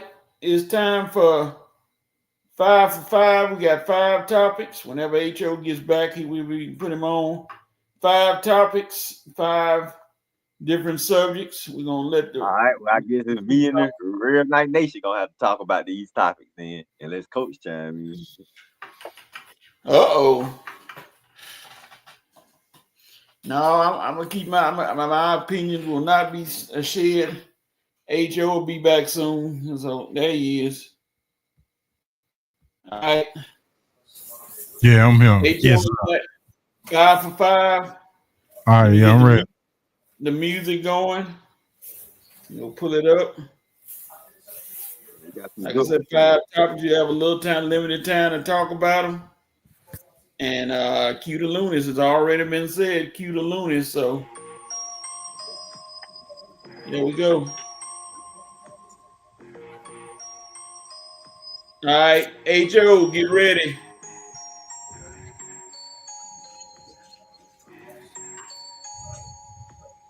First topic. AJ Brown against Jalen Hurts. What's going on with these two? I think Rev made a great point about the organization, about the leadership. Even though they're seemingly going at it, the expectations and the functionality of how they're going about winning is still the biggest thing. So if they can put this to the side and have something, if they can put this to the side and continue to have a winning structure, then I think all of this would be okay. Maybe this is a distraction for the outside world for them to be motivated to do what they need to do. But all in all, I think everything is working out. Everything is working out. I mean, what more can you ask for than two guys at odds in the town in Philadelphia? I mean, it fits the culture, right? Yeah. I mean, it's no big deal. They'll be all right. Red. I agree with Hope. I agree with Real. It's just the nature of the time. They ain't happy unless they got something to cry and whine about. No matter if the team's winning, Phillies can be in first place. They crying about a move a manager made in one little game. Philadelphia 8-2. They crying about the quarterback and receiver can't get along. The Sixers to be at top of the Eastern Conference. They saying Embiid don't play enough. Like I say, just Phillies just like crying and whining. That's what they do out there. But they want the team to win like anybody else. But personally, I think AJ Brown will be in another situation next season. It's been 2 seasons of this. I don't care what Phillies say about him not being a distraction. Dude, 2 seasons of a receiver whining every week for not getting the ball and your team is winning. Don't want a man a Super Bowl ring and he still come back crying like a little baby every week. I promise you, AJ Brown will be with another team next season. Now maybe you send, I don't know, but don't send them to the NFC, send them to the AFC. Maybe you can send them to Patrick Mahomes or something. Send them to somewhere where, but you keep whining, AJ, and they're gonna send you to the team with no quarterback, and you really ain't gonna get the numbers. So I understand you're right, but just just be a little careful now because you don't want them to be personal and take it personal and send you somewhere where you really not gonna win. If they like you, they'll send you to a team where you actually have a chance to win. But like I say, this is eventually gonna come to a head in the off season. I don't see AJ Brown being a receiver anymore after this year. All right. Stay with you, Red. Virginia Tech got a new head coach. What do you think about James Franklin, head coach of the Virginia Tech Hokies? Whew. James Franklin is finally breathing a sigh of relief. He finally has a job where the vultures and the haters is not going to be circling around the waters looking for him to get fired after every uh, bad play, after every silly call, after every little thing that happened at Penn State. They wanted to question him. But Virginia Tech, yeah, they want to win too, but they more patient at Virginia Tech. They more patient up in Blackburn. You know, they're gonna give you some time. They had Frank Beamer was up there for years before he got Michael Vick. And was still coaching for years after Michael Vick. So trust me, man, they're gonna give you. You're gonna have time to build your program. If you build a similar program like you did at Penn State, Virginia Tech will be a contending team soon. I think James Franklin is a good coach. He's just not a great coach to get over the hump. But at Virginia Tech, you don't need a great coach to win. You just need a good coach to know how to go out and get some good players. And maybe they, get lucky or two in the playoffs. But I think this is the best landing spot for a guy like James Franklin. Because the pressure is off. He can just relax and coach these young kids up and teach these young boys how to become men. I'm pulling for you, James, but I still think you're a good guy. HO. Mute, Joe. Mute. All right, there we go. This is the type of job he should have took before he went to Penn State because this has no pressure and no black cloud. Penn State had a black cloud over it even after Bill O'Brien was there and he came in after him. But Virginia Tech is kind of right up his alley. This fits his personality and his coaching ability, where he can coach without having no pressure. And believe it or not, it's a lot of football talent up in the state in the area. So he will be able to coach and do well, especially in the ACC. So I'm proud of him. I'm glad he got another shot. I'm good. I'm glad for the brother. So I think he did well. Maybe he can use this to boost another Power 5 job in the future. But yeah, he did well. All right. Next topic. HO. Lebanon is back. What do you think? Yeah. For as long as he's been playing and doing this thing, yeah, I'm glad to see him back because I think the NBA ratings will go back up now that LeBron is back up and back playing now, especially in LA. So yeah, I'm glad that he's back. I'm glad that he's doing something big for the NBA. Looks pretty good. Looks decent. So I'm glad that he's back. He's doing it for the NBA. I'm pretty sure everything is good. So glad to see him back. Red. Oh, yeah. I mean, I was wondering how he was going to fit in with my boys after the hot start we had. But, well, I ain't gonna lie. I was questioning a little bit. It was a little shaky early. But once he got his feet back, once we got the rhythm back and our offense started flowing and we got in rhythm and we was able to understand what we've been doing on offense these last two games. Oh yeah, we started cooking in that second half and we went from down 10 points to up almost 20 points in a matter of minutes. So yeah, LeBron, I see you like your new toys. Like Christmas morning to LeBron. He woke up and thought, man, Luca and Austin and Aiden and Smart. Wow, hey, we got some. Now they're gonna have to figure out how to get past OKC. But other than that, man, that's the only obstacle I see in my Lakers way this season. Probably gonna have to make a trade or two. But I definitely see us being a contender in the West this year. All right, let me see what the nation had to say. Uh,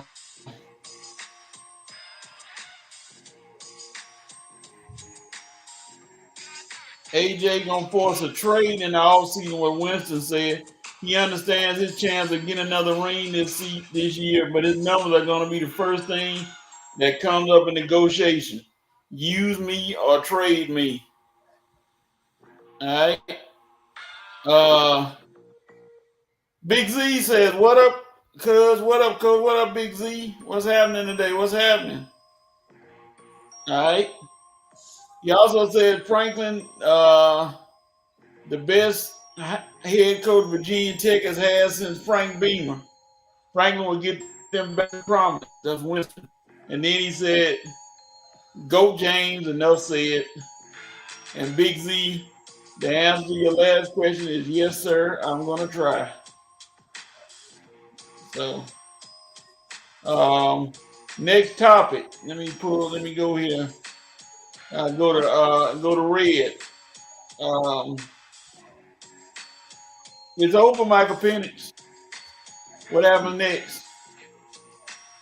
Well, that's a good question, man. You're gonna have it's gonna be another subject that the Falcon fans they divided on again. Because you have some folks that are ready to just move on completely from let me stop. So you have a fan that's completely ready to move on from Penix. I got it right this time. And you're gonna have some of the fan base that's willing to wait and let him come back and see if he can actually get us back to contention again. Look, my opinion is if you don't have a quarterback, you have no chance to win in the NFL.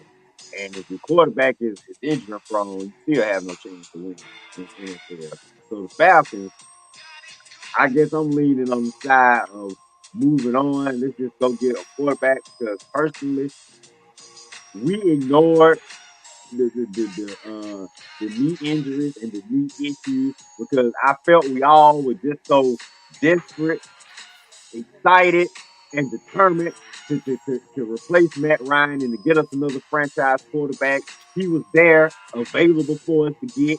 We got him, and then I think after we got him, everyone ignored the injury issues and concerns, even though we all knew about him. We all knew about him. We knew about him being out for the season in Indiana. We knew about his ACL issues, but it was that fact that we all were so keen on getting that next franchise quarterback. And the kid is talented. He has a big arm. He's talented. But unfortunately, his knee issues might be what derailed his career. I mean, he couldn't even make it through his first NFL season without being derailed again. Now, of course, you're gonna have fans. Some fans gonna come out and say, "Well, Red, boy, you can't lose your job with injury. Get a kid a chance. He might come back." At this point, Falcon fans, I ain't trying to invest on Mike. Okay, I need to invest on Kane. And right now, we need to get a quarterback that can play for us as soon as possible. I'm not saying Penix can't come back, but right now we just don't know. And like Real said, we need a quarterback sooner rather than later. All right, HO. Yeah, I'm as my boy Hancock would said, this ain't gonna end well, and it has not ended well, and it's not going well. Raheem stepped up to the press conference when he got hired and said we were just one quarterback away. and you got two quarterbacks, and now neither one of them are at your hand.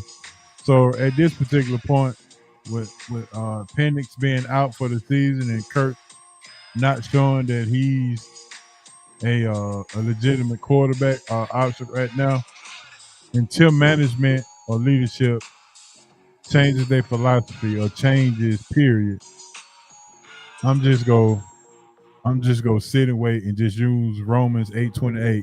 Everything is working for the good. All right. Sound like That's a ours. Ours gonna move to the emotionless fan group too, man. That sounds like something emotionless fan would say. Yeah, Man, man. but I feel you, man. It's like, man, what are they doing? It's like, oh, we was all pumped up, and man, and how we get in the dead zone again, hard. We was just in the dead zone, what, 2 or 3 years ago, and now we back in the dead zone. No quarterback, no first round pick, no head coach, and lots of questions. Yeah. All right. Before we get to the last topic, I just saw some breaking news. I don't know if it's breaking, but it's kind of big. Chris Regarding Paul what? is Chris Paul is retiring after this season. Oh, He finally shutting it down. we knew You that. know, they said Chris Paul is done. He finally said, "Hey, that enough is enough," and he gonna shut it down for his career. A good career, no titles, but hey, he'll still be in the Hall of Fame. I'm assuming. So All so right. so to your point, coach. Hold on before you move on. If he Uh-huh. if he's already announced his retirement, that means he is announcing it to catch on to a team that could be in the finals for this year, so he can go out a winner. That's what that's about. I'm pretty sure. Okay. Well, You hey, mean he is not he happy with the right? Clippers? Yeah, he with the Clips, but he ain't gonna win nothing with the Clips. I can tell him that right now. But we'll Now, see. do y'all find it amazing that him and James Harden are back on the same team again? It's hard to believe that them two are still together, still doing what they doing. All right. Uh, Ho, Shador is quarterbacking this Sunday. Are you watching? They're 1 o'clock game, Oh, 4 o'clock. yes, sir.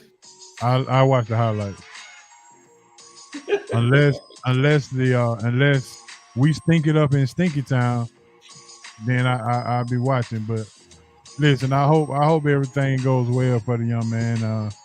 He's been fighting against, and I'm pretty sure he's been reading Romans 8:28 as well, because now this is his chance and opportunity to do what he need to do to prove not to people but to himself that he is an NFL starting caliber quarterback. So my prayers and my hopes are that he has a great game today. I mean, what better way to have a great game than against a team that you can go and place a bet with? But yeah, I hope he does well, and I'm pretty sure Papa Sanders will be proud if he does well. Red. I am most certainly gonna watch his debut tomorrow. I mean, yeah, tomorrow. Uh, I know it's on the same time as Falcons, so I'm just going to have my laptop and my tablet up all at once. But I'm definitely gonna have Falcons on one channel and to do it on another channel. So I got to see his debut. The fact of the matter is, he should have been seen. He should have already debuted now. You know what I'm saying? Stefanski deserves all the criticism for playing around with this kid, wasting time playing Dylan Gabriel, knowing he don't have the talent or the skills to take you nowhere. I'm not saying Shador does, but the fact is, we all believe he's a better quarterback than Dylan Gabriel. So that's who we should have been seeing. That's the guy that's going to give your team a chance to win, especially with your good defense and running game. You just wasting that. Hopefully, Shador can make something happen in these next 7 or 8 games. But we're going to see. but I am definitely gonna be intrigued and interested in seeing Dion's kid perform. All right, let's see what the nation said. Let's see what they're talking about.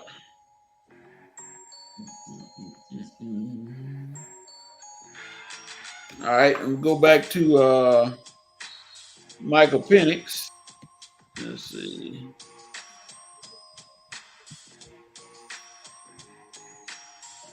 Winston Thornton said a stopgap quarterback will be brought in.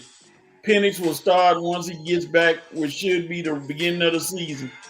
We won't draft someone to unseat him if we go that route till 27. We don't. I honestly don't know if we know when he'll be ready.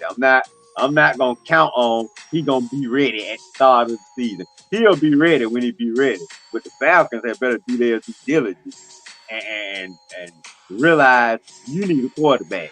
Okay, don't. I wouldn't be worried about Phoenix anymore because you're not financially tied to him. What you need to do is worry about getting yourself a quarterback, whether he a stopgap or a continuing gap. The fact is, you need a quarterback going forward.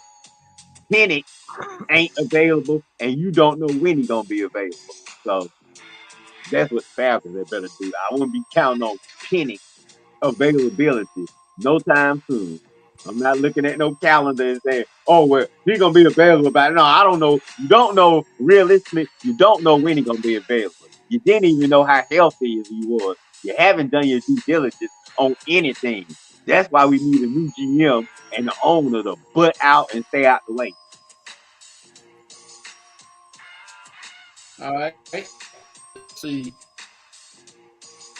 Winston also said no first round pick. So how you gonna fix the quarterback situation? Enter into another hope upon a star big contract like Kurt with Penix still there, so that it'll be the same situation that may get Fontenot fired. Fondo probably gonna be fired anyway. No, I don't want to give. We're not gonna get nobody a big contract. And obviously, like I say, stopgap. This is gonna be a 1 year deal, right? And nobody's getting no more than a 1 year deal coming in the next season. No quarterbacks anyway. But fact is, we still got to have a quarterback for next season. And I don't think Penny is gonna be available no time soon. I'm not counting on that. Okay. Winston also said you let the season play out next year with Penix and his backup, and then after that, the season you make your decision on which route you're going to. All right, so We'll see. we will see If what happens if with Penny Penix. coming back, yeah. So, like I say, got a lot of rivers to cross. Joe Black said, not Joe Black. Winston asked the question: how are you not financially tied to a first round pick that's halfway through his second season? We're going to the third season next year. Falcons ain't gave him a bag. I don't care. The Ricky contract ain't tying nobody to nobody. That ain't gonna kill the cap. But if you give Penny a big a $200 million deal or something along that line, and his knees are shot, that's gonna kill the Falcons. So no, we ain't financially tied to him yet, and I want to make sure that we never be financially tied to him. Penny, hopefully, I hope we're done with them if they're smart, but we'll see. All right, ladies and gentlemen, that is our 5 for 5 for today. We thank you all for your comments. Thank you all for joining us on 5 for 5. And the Lunix is about to fade away for the day, and they'll be back next week. That's 5 for 5. All right, now we're about to get into the NFL portion of the program. We're gonna do our picks. We got some very, very interesting games this week in pro football that we need to make sure we keep an eye on, because a lot of the races no races have really been determined. So these games are gonna tell a whole lot about what the season go. All right, let me get our NFL picks music. First of all, HL stood out for you this week NFL football? I'm trying to see. Oh, the Texans. The Texans and they are steadily improving. Even without they starting quarterback, they're steadily improving. The defense is showing big time. So that stood out to me.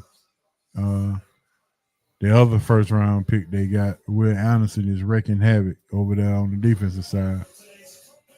So yeah, the Texans, they stood out to me big time. Okay, yeah. Yeah, I've been watching Will Anderson play at Dutchtown High School and saw him wreaking havoc there too. So this is nothing new to him. I was just waiting on the time when he's been doing it. I was just waiting to see him put on a show like he did last night. So yeah, the Texans defense, which is the best in the league right now, is really doing something. So stay tuned. They still got a chance to quietly sneak up on everybody and get in the playoffs. Red, what stood out for you? Uh, Surprise teams are still balling. They just won't go away. And both of them in towns that begin with C. You got Carolina Panthers. You beat us last week. Beat the Packers the week before that. They just keep winning games that nobody thought they should win. Now they 6-5. Got a date with San Francisco on Monday Night Football, and if they win that, they are dead in the playoff race. The Jaguars blew the Chargers out 35-6 last week. They won't go away. Thought they were gonna be done a while ago.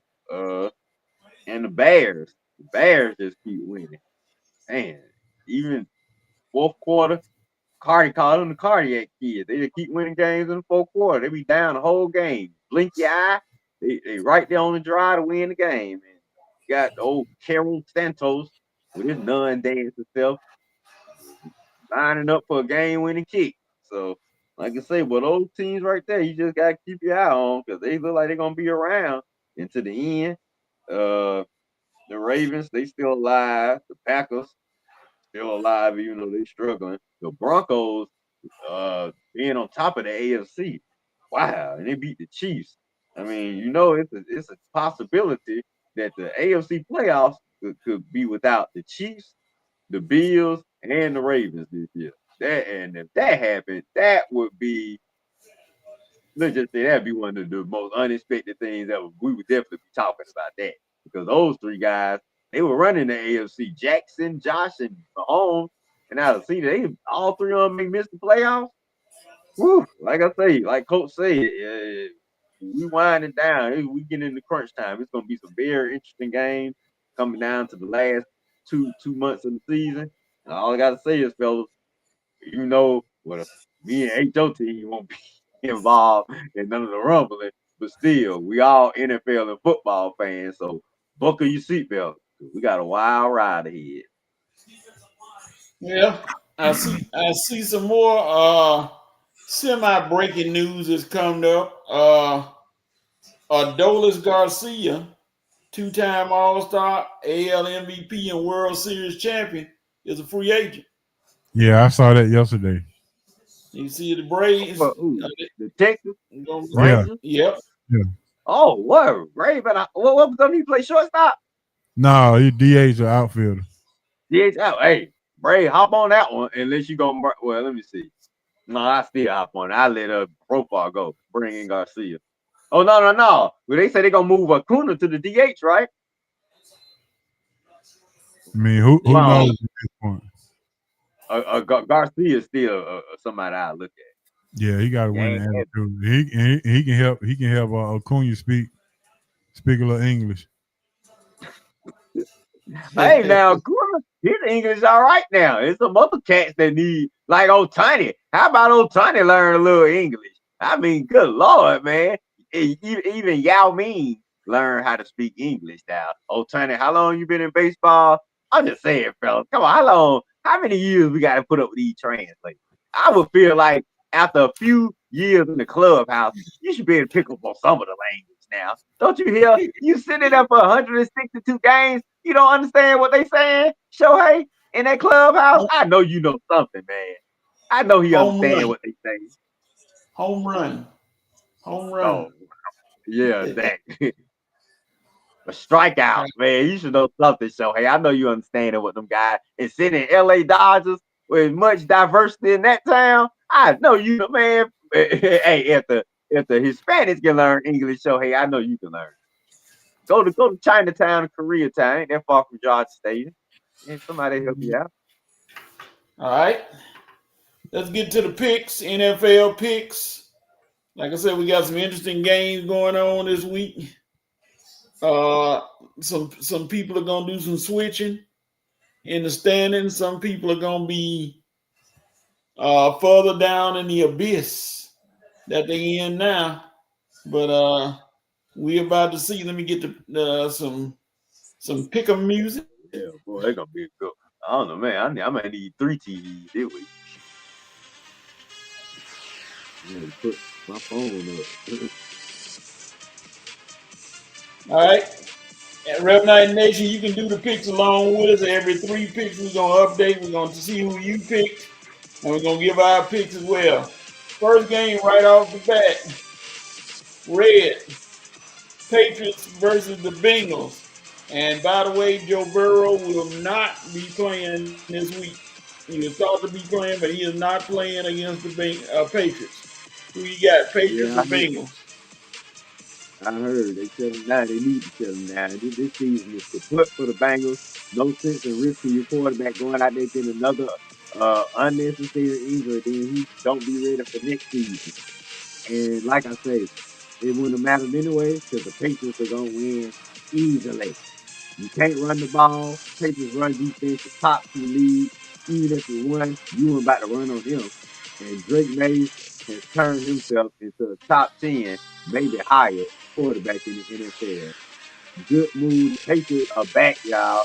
Let me say this again. The Patriots are back. New England. Hey, Joe. New England all the way. Bengals been having defensive problems since last year, so I don't see them stopping nobody this week. Yeah, I'm making unanimous and go with the Patriots. They on a roll. Drake May, they keep saying MVP. I don't think he's gonna win it, but he sure making a case for it, and we'll see what happens. All right. Oh Lord. HO, Jets versus Ravens. Ravens. They back on the train. Playoffs is in their sight, so I'm going with the Ravens. Yeah, poor Justin Fields. He can't catch a break. He won't give himself a break. But he's not playing it. That's right. Tyrod Taylor is quarterbacking for the Jets. So yeah, it won't help. Justin is on the sideline. I'm going to go with the Ravens as well. Red, who you got? Yeah, Coach, you right. Hold Justin Fields. He just can't take a break. Bears dumped him. The Steelers dumped him. And now the Jets don't dump him. Oh, man. Yo, girl, you don't got dumped more than Elizabeth Taylor's old boy. Oh, man. I'm with HO. The Jets ain't got a chance in this. I mean, you picking between Tyrod and Justin Fields. And you got Lamar Jackson on the other side. So guess what? I'm happy that we got three black quarterbacks in the game, but one team, their 2 black quarterbacks ain't good enough to beat just the one on the other side. So the Ravens all day long. All right. Next game. Oh boy. Sea Chickens and the Titans. I think we don't even need to talk about this one, do we? You got any discussion? No. No, we know Not really. Seahawks. I just hope that the Seahawks defense put a good whooping on the Titans. I got them in my fantasy this week. And with the other guy, with the other guy having Houston defense, can you imagine how well I need Seattle defense to play this week? Yeah, Sam Darnold have a bounce back game this week. All right, let's see who the nation has picked. They got some. They picked some teams. Let's see. Let me go through them.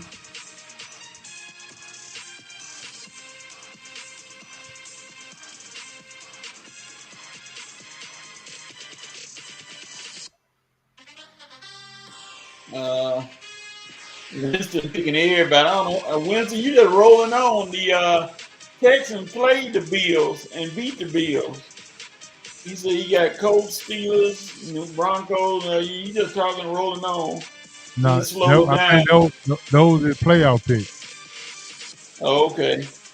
That's playoffs. Okay. Well, then 1, 2, 3, 4, 5. Okay, that's a decent playoff group. No Chiefs though.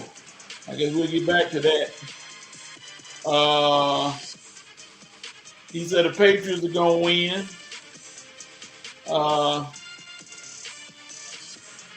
Big Z said the Patriots all day.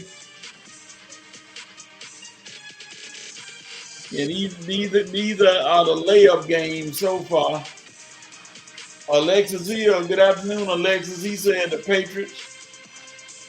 Then Winston said Ravens. Alexis says Ravens. Big Z, Ravens. Then Alexis said the Sea Chickens.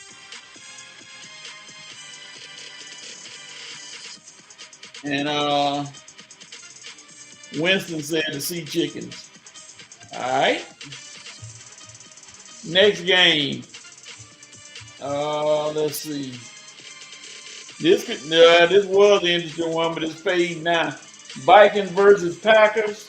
I'm gonna go with the Packers on this one because the Vikings, McCarthy, that experiment. Justin Jefferson is not very happy right now, and if he leaves, Vikings, y'all don't have much of a chance for anything anyway. So I'm gonna go with the Packers. Red, who you got? Man, both of these teams playing so inconsistently lately. I don't really know who's gonna win, but you go with the Packers because they have a better quarterback. But man, Jordan Love, instead of the Love doctor, it just been Love stinks over there lately, man. Because you ain't been playing that well yourself. And the defense, they ain't been playing. They've been playing okay, but they've been playing inconsistent as well. So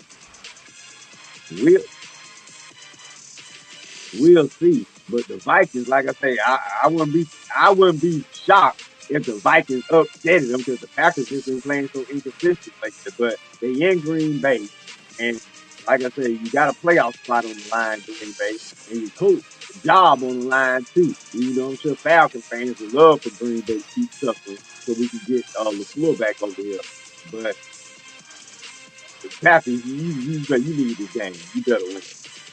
Or a Falcon fan might. All right. Hey Joe, who you got? Vikings, Packers. I'm taking the Packers because I got Jordan Love as my fantasy quarterback. All right. That's why. The Love Doctor is there. All right, next game. Yeah, these are not the best games. Giants versus Lions. H.O., who you got? Giants or Lions?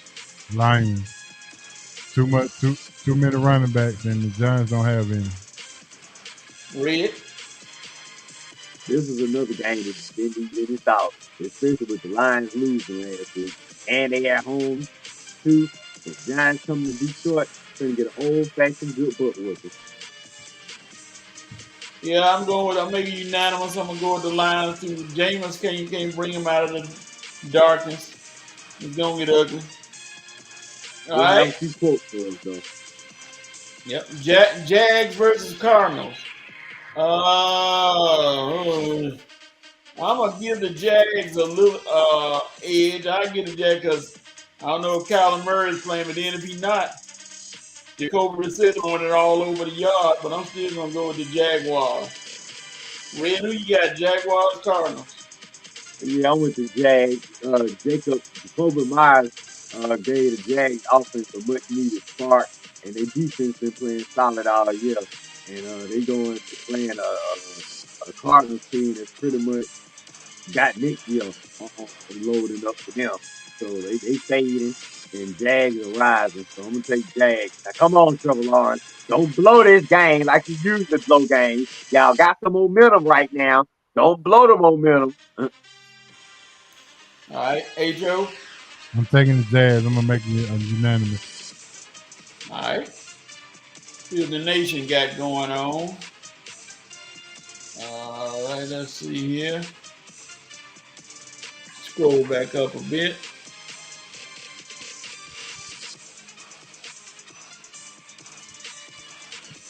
Uh-oh. Winston Thornton said, Red, I play you this week in fantasy. I'm not worried. All right. Alexis. Alexis said Panthers. Packers, I'm sorry. Packers. Winston. Packers. Winston said also the Lions. Alexis said Lions. And Alexis said the Jaguars. Okay. All right. Go to the next game. The game starting to get more interesting now. H.O. Browns and the Raiders. Who win? Let's go, Shador. All right. First win Red. of his NFL career. All right. I second Hans coming. I'm on the Shador train until we ain't got no more track left. Unless they playing the Falcons. But other than that, no Cleveland. All right, everybody going with Shador. I'm with Shador as well. Hope he does. Hope he has a great game. All right. Red, Eagles and Cowboys. More and more interesting games now that the offense for the Cowboys has gotten picked up. Who you got? Right. And the offense for the Eagles has gotten picked up and dropped off a mountain somewhere. uh, this is gonna be one of the interesting games of the week because they in Dallas. Dallas just feast on opponents in Dallas, including the Eagles, where they beat them, I think, of 2 or 3 straight times down there. So Dak plays well versus the Eagles in Texas.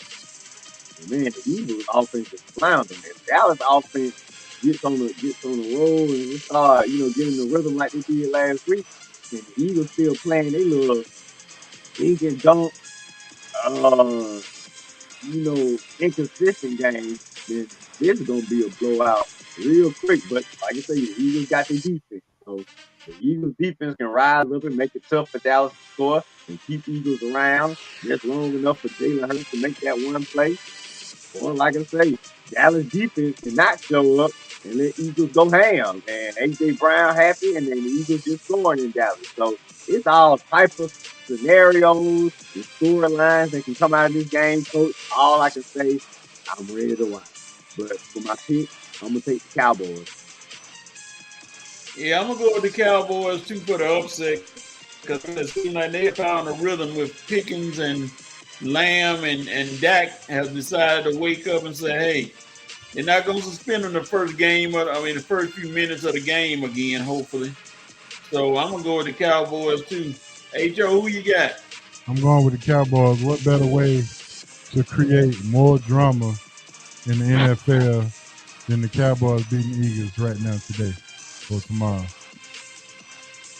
Okay. All right. Next game, Buccaneers and Rams. I know Baker Mayfield is hot, but I think Matthew Stafford is hotter. I'm gonna go with the Rams to beat the Buccaneers. Ho, who you got? Rams all day. Red. Rams again. I'm not messing with the Buccaneers. I just wish my Falcons and play a little better and take advantage of the Buccaneers falling out. Now, Joe, guess what's going to happen?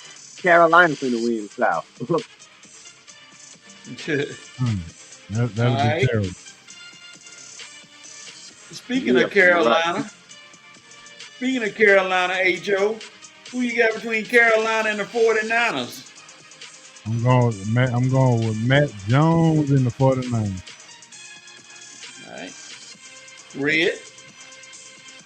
I'm sorry, Joe. I'm calling no sellout, man. I'm going to count.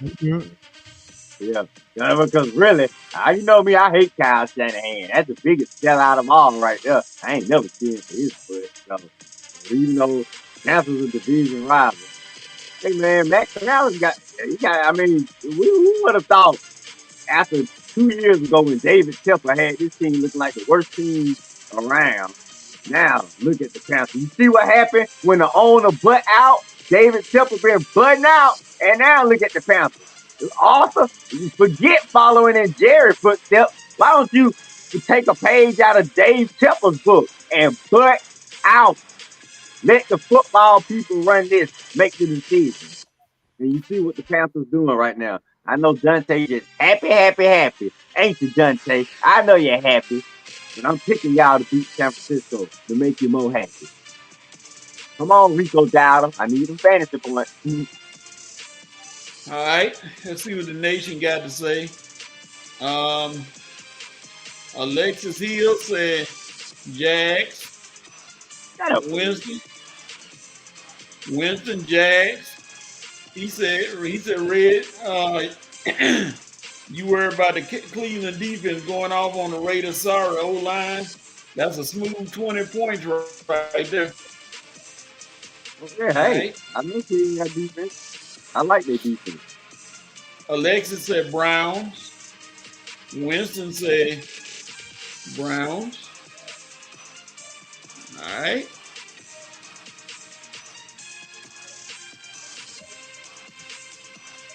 Winston also said, let's see, Cowboys upset. Alexis Hill said Eagles. Alexis also said the Rams. Winston said Rams. The coach's corner. What's up, sir? Glad you could join us. He said Ram, late as heck, but happy Thanksgiving to you and yours. Yes, sir. Same to you. What's going on with Texas today? Who y'all gonna play after that beatdown y'all took in Athens last week, Coach? I'm sure y'all got a cupcake this week. I'm talking about beat. I'm sure he liked my hat. Oh yeah, how you like H.O. hat, Coach?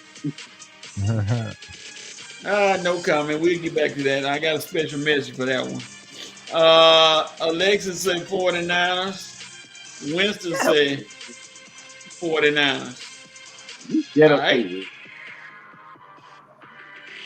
Let's see. Now to the three interesting games that involve us. Wait a minute. I'm sorry. The coach's corner said 49ers. And Red, you must have forgot what he said. You must have forgot what Coach Corner said last week. I don't care who we play, just lose so Sark can get out of here. It's amazing how a year changes things. Coach I'm talking about Patrick Thomas, coach. Last year he was predicting 50 points that he was going to drop on my Bulldogs. Now they want Sark up out of there. But as long as he don't come to Atlanta. Okay. The Coach Corner also said, H.O., he loved that hat and it's basketball time, so time for him to own the Billy Goats. Well, we won't discuss that right now. It'll be a great discussion. Coach, how about those Warriors, man? Y'all playing bad right now. And y'all beat us that first game. I wish we had played y'all the way y'all playing right now. We just blew y'all out the doggone arena. Y'all out the NBA Cup. So it's either championship or bust this year, Coach. Y'all eliminated y'allself from NBA Cup. Y'all let Portland just run rings around y'all in y'all house. And y'all, everybody there, Steph, Draymond, Jimmy, y'all got a whole team there. Stop putting the blame on Jonathan Kuminga, man. He got back in the doghouse again because y'all don't know how to treat that young man. Coach, I'm ready for my Lakers to play y'all again, baby. I'm ready for the Lakers to play your Warriors again. I promise you, it will be a different story. All right, All right. Next game. Revs Chiefs against the Colts. H.O., who you got? Man, this is tough. I think the Chiefs will pull it out, though. They're at home. I think they'll pull it out. Free barbecue ribs for everybody. All right. Red. Them free barbecue ribs sound good, but unfortunately, uh, I think this is it for the Chiefs for this year, man. They don't had they've been walking on the edge for too long right now. Now Coach and Hart, I think they gonna finally fall off the mountain because Coach ain't playing around now, and the Chiefs, you play around with the Colts and Indiana Jones, he gonna light you up. And if he don't light you up, Jonathan Taylor gonna light you up. And y'all, like I say, the Colts, defensive wise and offensive wise, have not been playing their best. Chris Jones, you ain't been playing. This has not been one of your better seasons. And the Chiefs offense, it's just been so inconsistent. So you playing the best offense in the league right now. So if I put it like this, if KC defense don't come to play, it's gonna be a long night in the UHCA stadium. And I don't know how that barbecue gonna be smelling after the coach comes to town. So I got the coach. All right. I'm torn. I hope the Colts win because I don't want the Chiefs in because I'm scared of them being a low seed and coming up and sneaking up on everybody.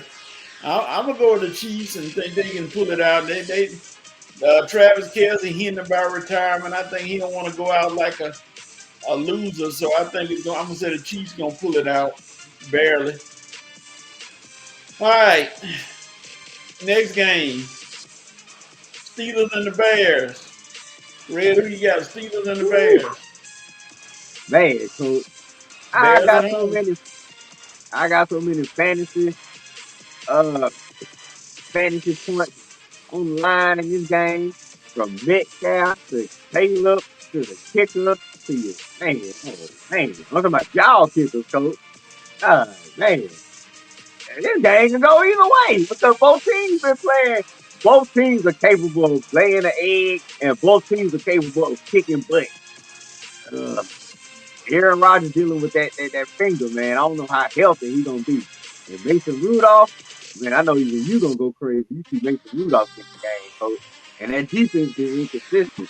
But I still think y'all defense can show Caleb what's up. But if the offense ain't really, if Aaron Rodgers ain't putting points on the board and y'all let the Bears hang around, I think the Bears can get y'all in the end if Aaron Rodgers not playing that well. And that might be what happened, coach, because he ain't that healthy. I don't think the Bears gonna come in and blow y'all out. I don't think y'all gonna come in and blow them out. I think it's gonna be a close game, and the Bears do what they do every fourth quarter. And y'all haven't been having y'all best fourth quarter this season, and the Bears have. I got to go with the Bears. I'm gonna go with the Bears at home to pull out another fourth quarter of the Steelers. Coach, look like y'all gonna be. It's gonna be, like I say, it's gonna be one wild ride to the end of the season. Y'all gonna be in pretty much. Y'all gonna have to win out to win the division, right? Pretty much. Who you got, H.O.? I think I'm gonna take the Bears at home. If Aaron Rodgers not playing, it's gonna be tough. The running game has been kind of lacking in Pittsburgh this year. Chicago is on the uptick, so I think the Bears at home is the play. Well, I think I'm going. I'm going to Steelers. I think we can force Caleb Williams to play hero ball and start doing hero things. That could lead to a couple of turnovers. Both these teams are advantageous teams. They take advantage of turnovers, and that's the game they look for. So whoever has the most turnovers gonna win, and I hope it's not the Steelers. We'll see. Aaron Rodgers, he's not gonna be in there long if he see like his hand is not gonna work out, and I don't think Mike Tomlin gonna risk him if he see it's not gonna work out. So I'm still gonna go to Steelers, beat him by 1 or 2 points. Pull out a nail bite. I know Chicago been winning them, but I hope the Steelers can sneak one. Last game. And this one, boy, I tell you, this is gonna be ain't for the faint of heart. Falcons and the Saints. Who you got, H.O.? Unfortunately, I don't trust our offense. I don't trust the quarterback. Personally, I just hope this game get canceled. To be honest with Nah, they gonna get canceled, man. You gotta pick one of these teams. you. Yeah, well, I'm gonna stick with my reverse jinx. I'm going with the Saints at home. Oh, I think Okay. Red. I'm not gonna do the reverse thing. I'm just gonna shift my board to go for one last hurrah this season. I mean, it's the Saints. I mean, the least you can do right here is have us ready for the Saints, man. If you can't do that, then you really just need to get fired right on the spot, man. Or Arthur Blank, they can walk back home to Atlanta. Son, you gotta punish Raheem to keep losing these games on the road. Like, man, you're not riding on the team plane home, or you get your own ride back home. I mean, not fire you, but you got to walk back home. But man, but you right, H.O., man. Kirk Cousins, and then we missing our number one guy. But hey, man, we got Bijan. Ain't no way everybody keep telling me Bijan the best player in the league. So Hey, man, get I a right, rather get a I right, rather Bijan. I rather just see Bijan in the Wildcat and just go. Yeah. That's So simple. look, they just throw Bijan, give Bijan the rock 30 times faster, and we're gonna win by a field goal. 17-14 in New Orleans, coach. That's what I got my boy. Nothing impressive. Just get the win. I think the defense will hold the stank for a while. I want Jalen Walker. I want my defensive guys, my rookies to keep adding to their stacks. So I want some stacks from Jalen Walker, JPJ. Maybe they do that rookie two-man fumble. He get the stack and fumble, or the other one get the stack and the fumble recovery. Something. Just give us something to chip down there. Maybe AJ Bates can get an interception, kick six, something. But Falcons win 17-14. Anyway, by any means possible, 17-14. Yeah, get a little Bison in there, see what happens, see if he can run it around. All right. Coach Corner said the Colts. Winston Thornton said Colts. Alexis Hill said Chiefs by 3. Lexus, will you set up? Winston Thornton said the Bears. The Bears gonna win. Let's see. Alexis Hill said the Bears as well. Coach's Corner says the Bears. He also said the Falcons better win the Trash Bowl. They absolutely better win this game. Alexis Hill said the Saints. And Winston Thornton said Falcons 17-16. Oh, okay. Well, we on the same page, Winston. I said 17-14. You give it a Saints more points than I'm giving them. Oh, you don't believe in our defense? Come on, Winston. All right. And that'll Hey, do well, it for the pick. H.O., what you think the score gonna be?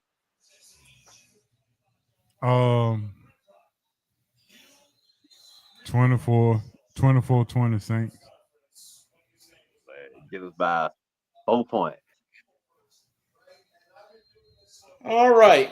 We down to you have the right. Somebody has the right to do something this weekend. Red, what you got? Who has the right to do what? Well, all right. Hawks, you blew it against the Pistons this week. You blew it against the Spurs.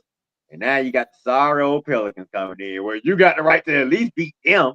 Lord have mercy. That's the least you could do. But it ain't going to really do nothing because the Pelicans are the sorriest team in the league. You were supposed to beat the Pistons and the Spurs.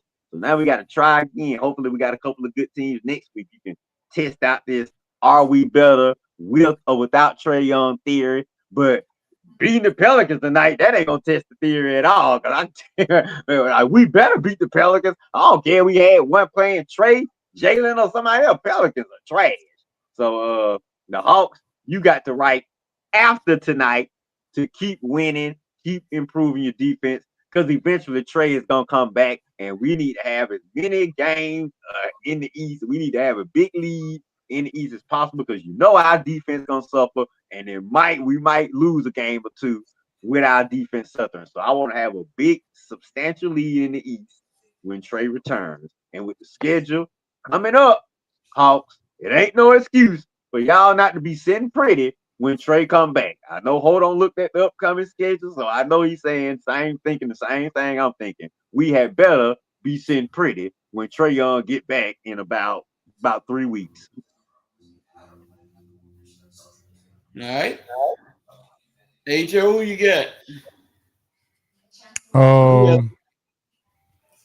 Atlanta Braves. I'm going with the Atlanta Braves this time. I'm going with the Atlanta Braves to have a productive offseason as they're entering into a new manager going into the season. You have the right to have an efficient offseason to boost the roster.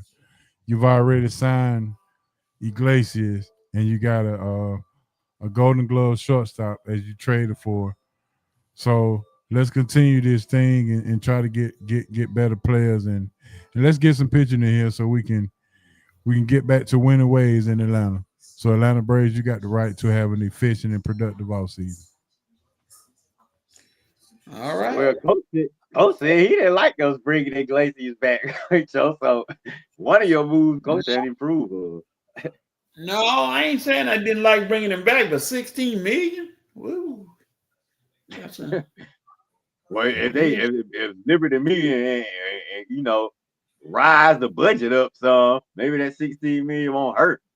I mean, well, we got to expand that budget. We may need to go up $300 million if we try to compete with the Dodgers and some of these other teams, man. All right, the coach's corner said if Falcons don't win by 21, then Rob better walk on home. That's what I said. That's what I said, Coach. Yeah, I wouldn't even let him ride back with the team.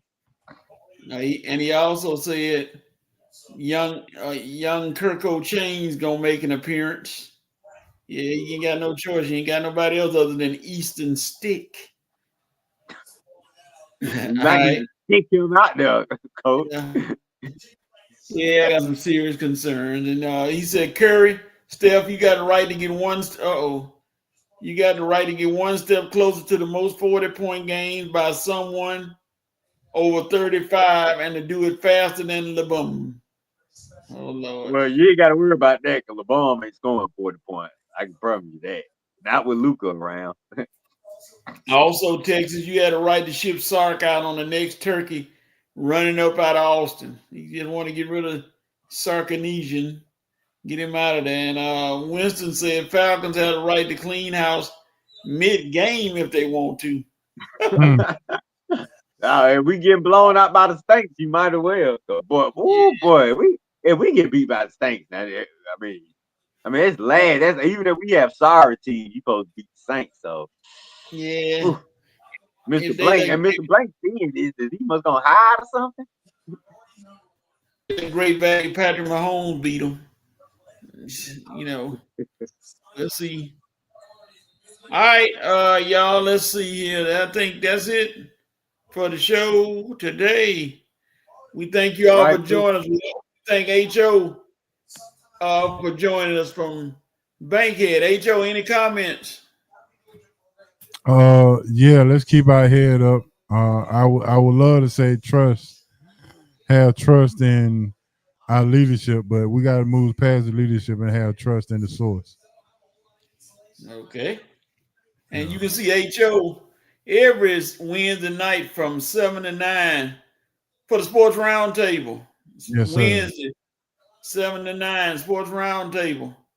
And we'll be back next week, 10:30. Same cast of characters if possible. We don't know, but we always hope to find out. I mean, we got some closing comments.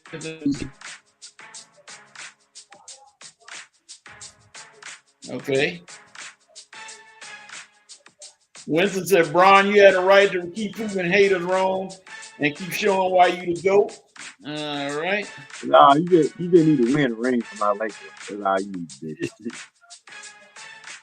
Coach Corn said, I don't care if we win only 2 games. Those 2 games better be against the Aints. All right? I agree, Coach. Yeah. He said, great show, fellas. Thank you, Winston. Watch the eye test. Winston with Winston and the crew. And then I you test all. Wednesdays at 10 p.m. Your boy John, Winston, you got your boy Red on there, and all the other crew that fall through. Tony and James and Blackberry and Travis.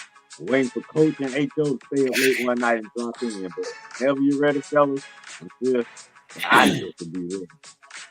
Thank you again, He Winston. said, And also, Coach's Corner Show, 8 p.m. Wednesday. Everybody got a show on Wednesday. Wednesday, the hot day, but Wednesdays is 8 to listen to HO, move over to Coach, and then head on to Winston and the eye test, Winston and June eye test Wednesday night. R.I.P. to Rodney Rogers. And the Coach's Corner said, blessings from D.C. And oh yeah, I almost forgot. I know we won't see you all until next Saturday, episode 400 next Saturday. And we won't see y'all before then. But I want to tell everybody happy Thanksgiving. Hug your family, eat good food, enjoy yourself, and take care of yourselves. And we hope to see you all Saturday with that turkey and dressing stuff in you. When you still come on and watch us, we will be here. Y'all take care of yourselves. See y'all Saturday, All right. 10:30. We out.